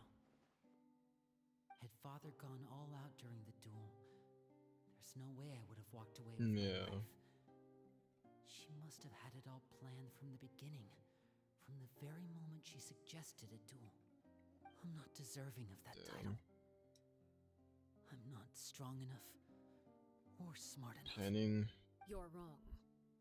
Quite a lot. In my opinion, all you need to be deserving of the throne is conviction and the necessary strength to act on it. We may have different ideas of what it means to be a family, but you can hardly be said to lack conviction. What you truly lack is strength. For someone of your talent, though, that's something that will come with time. You just spare some without that strength, bit with you still chose to face me in a duel, even though the odds were stacked against you. That capacity to honor your convictions is what I truly see in you. Father. No one knows what the future holds, what tragedy or triumph may be in store. Being at the head of this organization requires the strength of will to face whatever comes. Caution will only hold you back. If reaching a certain standard were required to go after what you want, I would never have succeeded in killing my predecessor. Back then, there was still a considerable gap between our abilities. Strength may decide the ultimate victor, but those who let a lack of strength dictate their decisions or undermine their convictions will never be worthy of the throne. I understand, Father. Thank you. Children must grow up to surpass their parents. Only then can a family continue to flourish. The road ahead is not an easy one, so I'll ask you one last time. Are you certain you want to stay? You've done so much for me, Father, and that kindness must be repaid. Plus, with Project Stuja at hand, there are many dangers ahead, and I, for one, don't intend to back down. Protecting my family at all costs. That's my conviction. Then you're welcome to stay. Save them. As for Project Stuja, you need not be too concerned. If those cowardly businessmen and heartless dignitaries try to take us down, I'm prepared to teach them a lesson. Having members who longed for the light was our organization's last weakness. With those members no longer among our ranks, The House of the Hearth is like a spider hiding in the shadows. We need only wait for our prey to come to us. At present, our imperative is to use their plan to our advantage. In doing so, a crimson moon shall rise amid the frigid blizzards of winter. No demonstration of loyalty shall go unrewarded, and no sacrifice shall be in vain. As for the two of you, whether we meet again as friend or foe, I'll remember the camaraderie we shared in this moment. No matter how arduous the journey Also ahead, interesting I journey hope we both with you reach our and the House desired of Hearth. destination.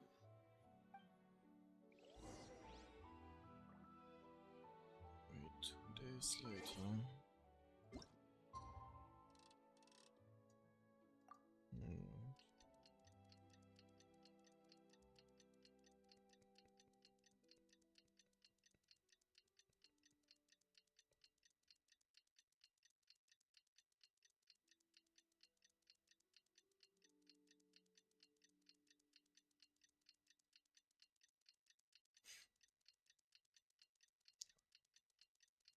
There we go.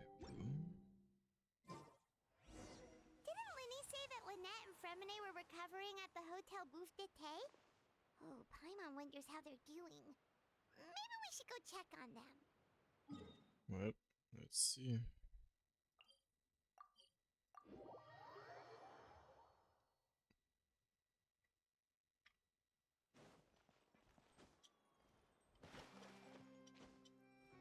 Alright, the others are still dead.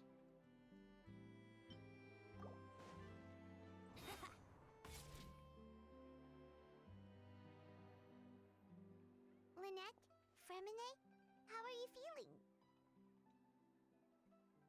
Much better. Whew, what a relief! What about you? Are you feeling alright? Oof. There's no need to worry. I knew you'd come out unscathed. Us, on the other hand, Yeah. we've been bedridden for 2 days. I couldn't even turn over. Oh, and I wanted to ask, is Clairvy gone? Linny and the other members have left Poisson and returned to the House of the Hearth. According to him, there haven't been any more sightings of a spirit roaming the house. We bid her farewell under a blanket of sunlight. I see. I'm glad. Father came to check up on us 2 days ago and told us about what happened with Crusabina and Clairvy. Actually, I've met Crusabina before. Oh?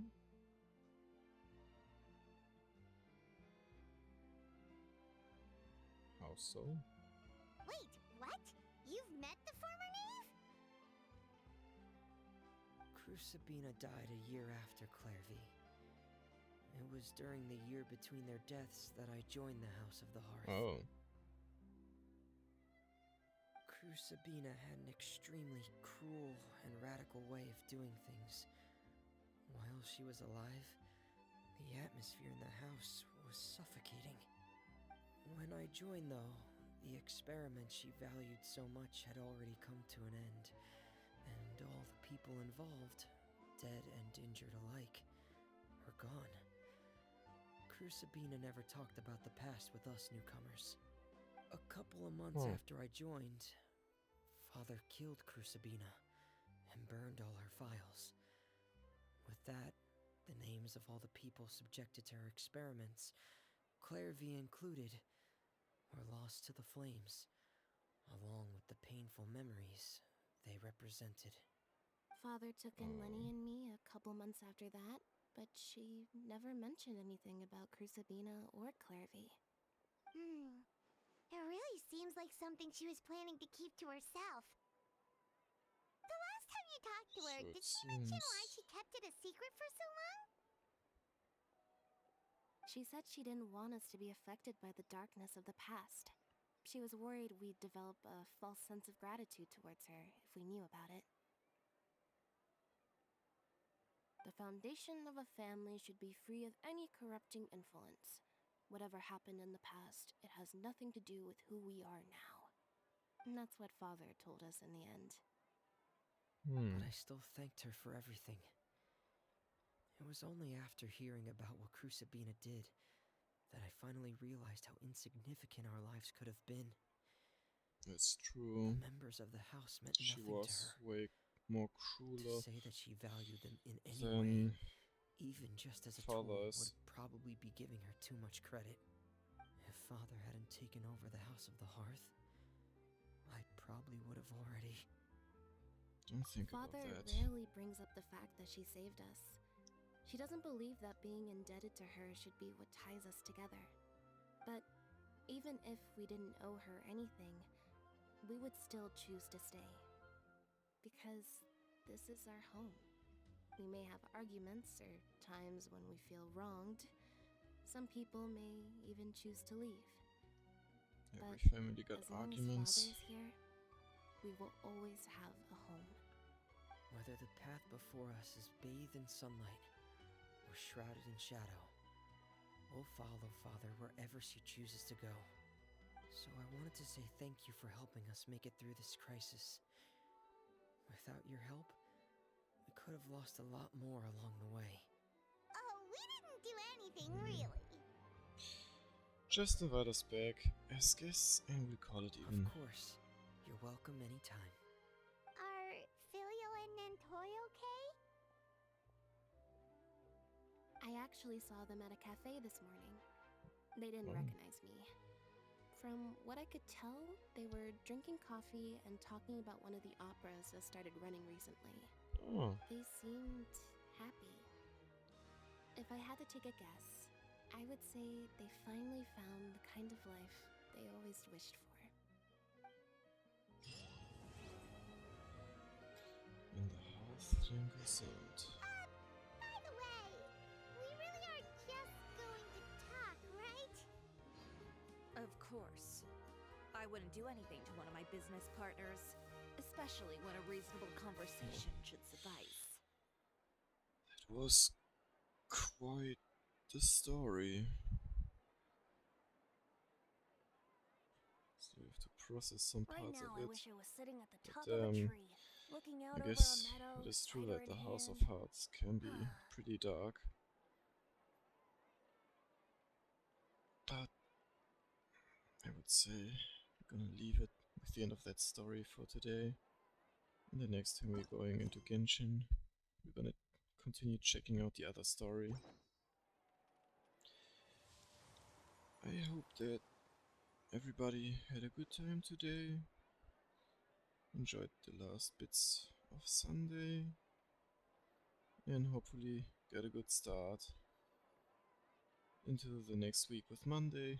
Of course, we should be back then with some Pal World again. Gotta check on something first tomorrow, and then we'll see. But the hopes are high. And until then, I'm gonna say goodbye and have a nice rest of this weekend. Bye bye.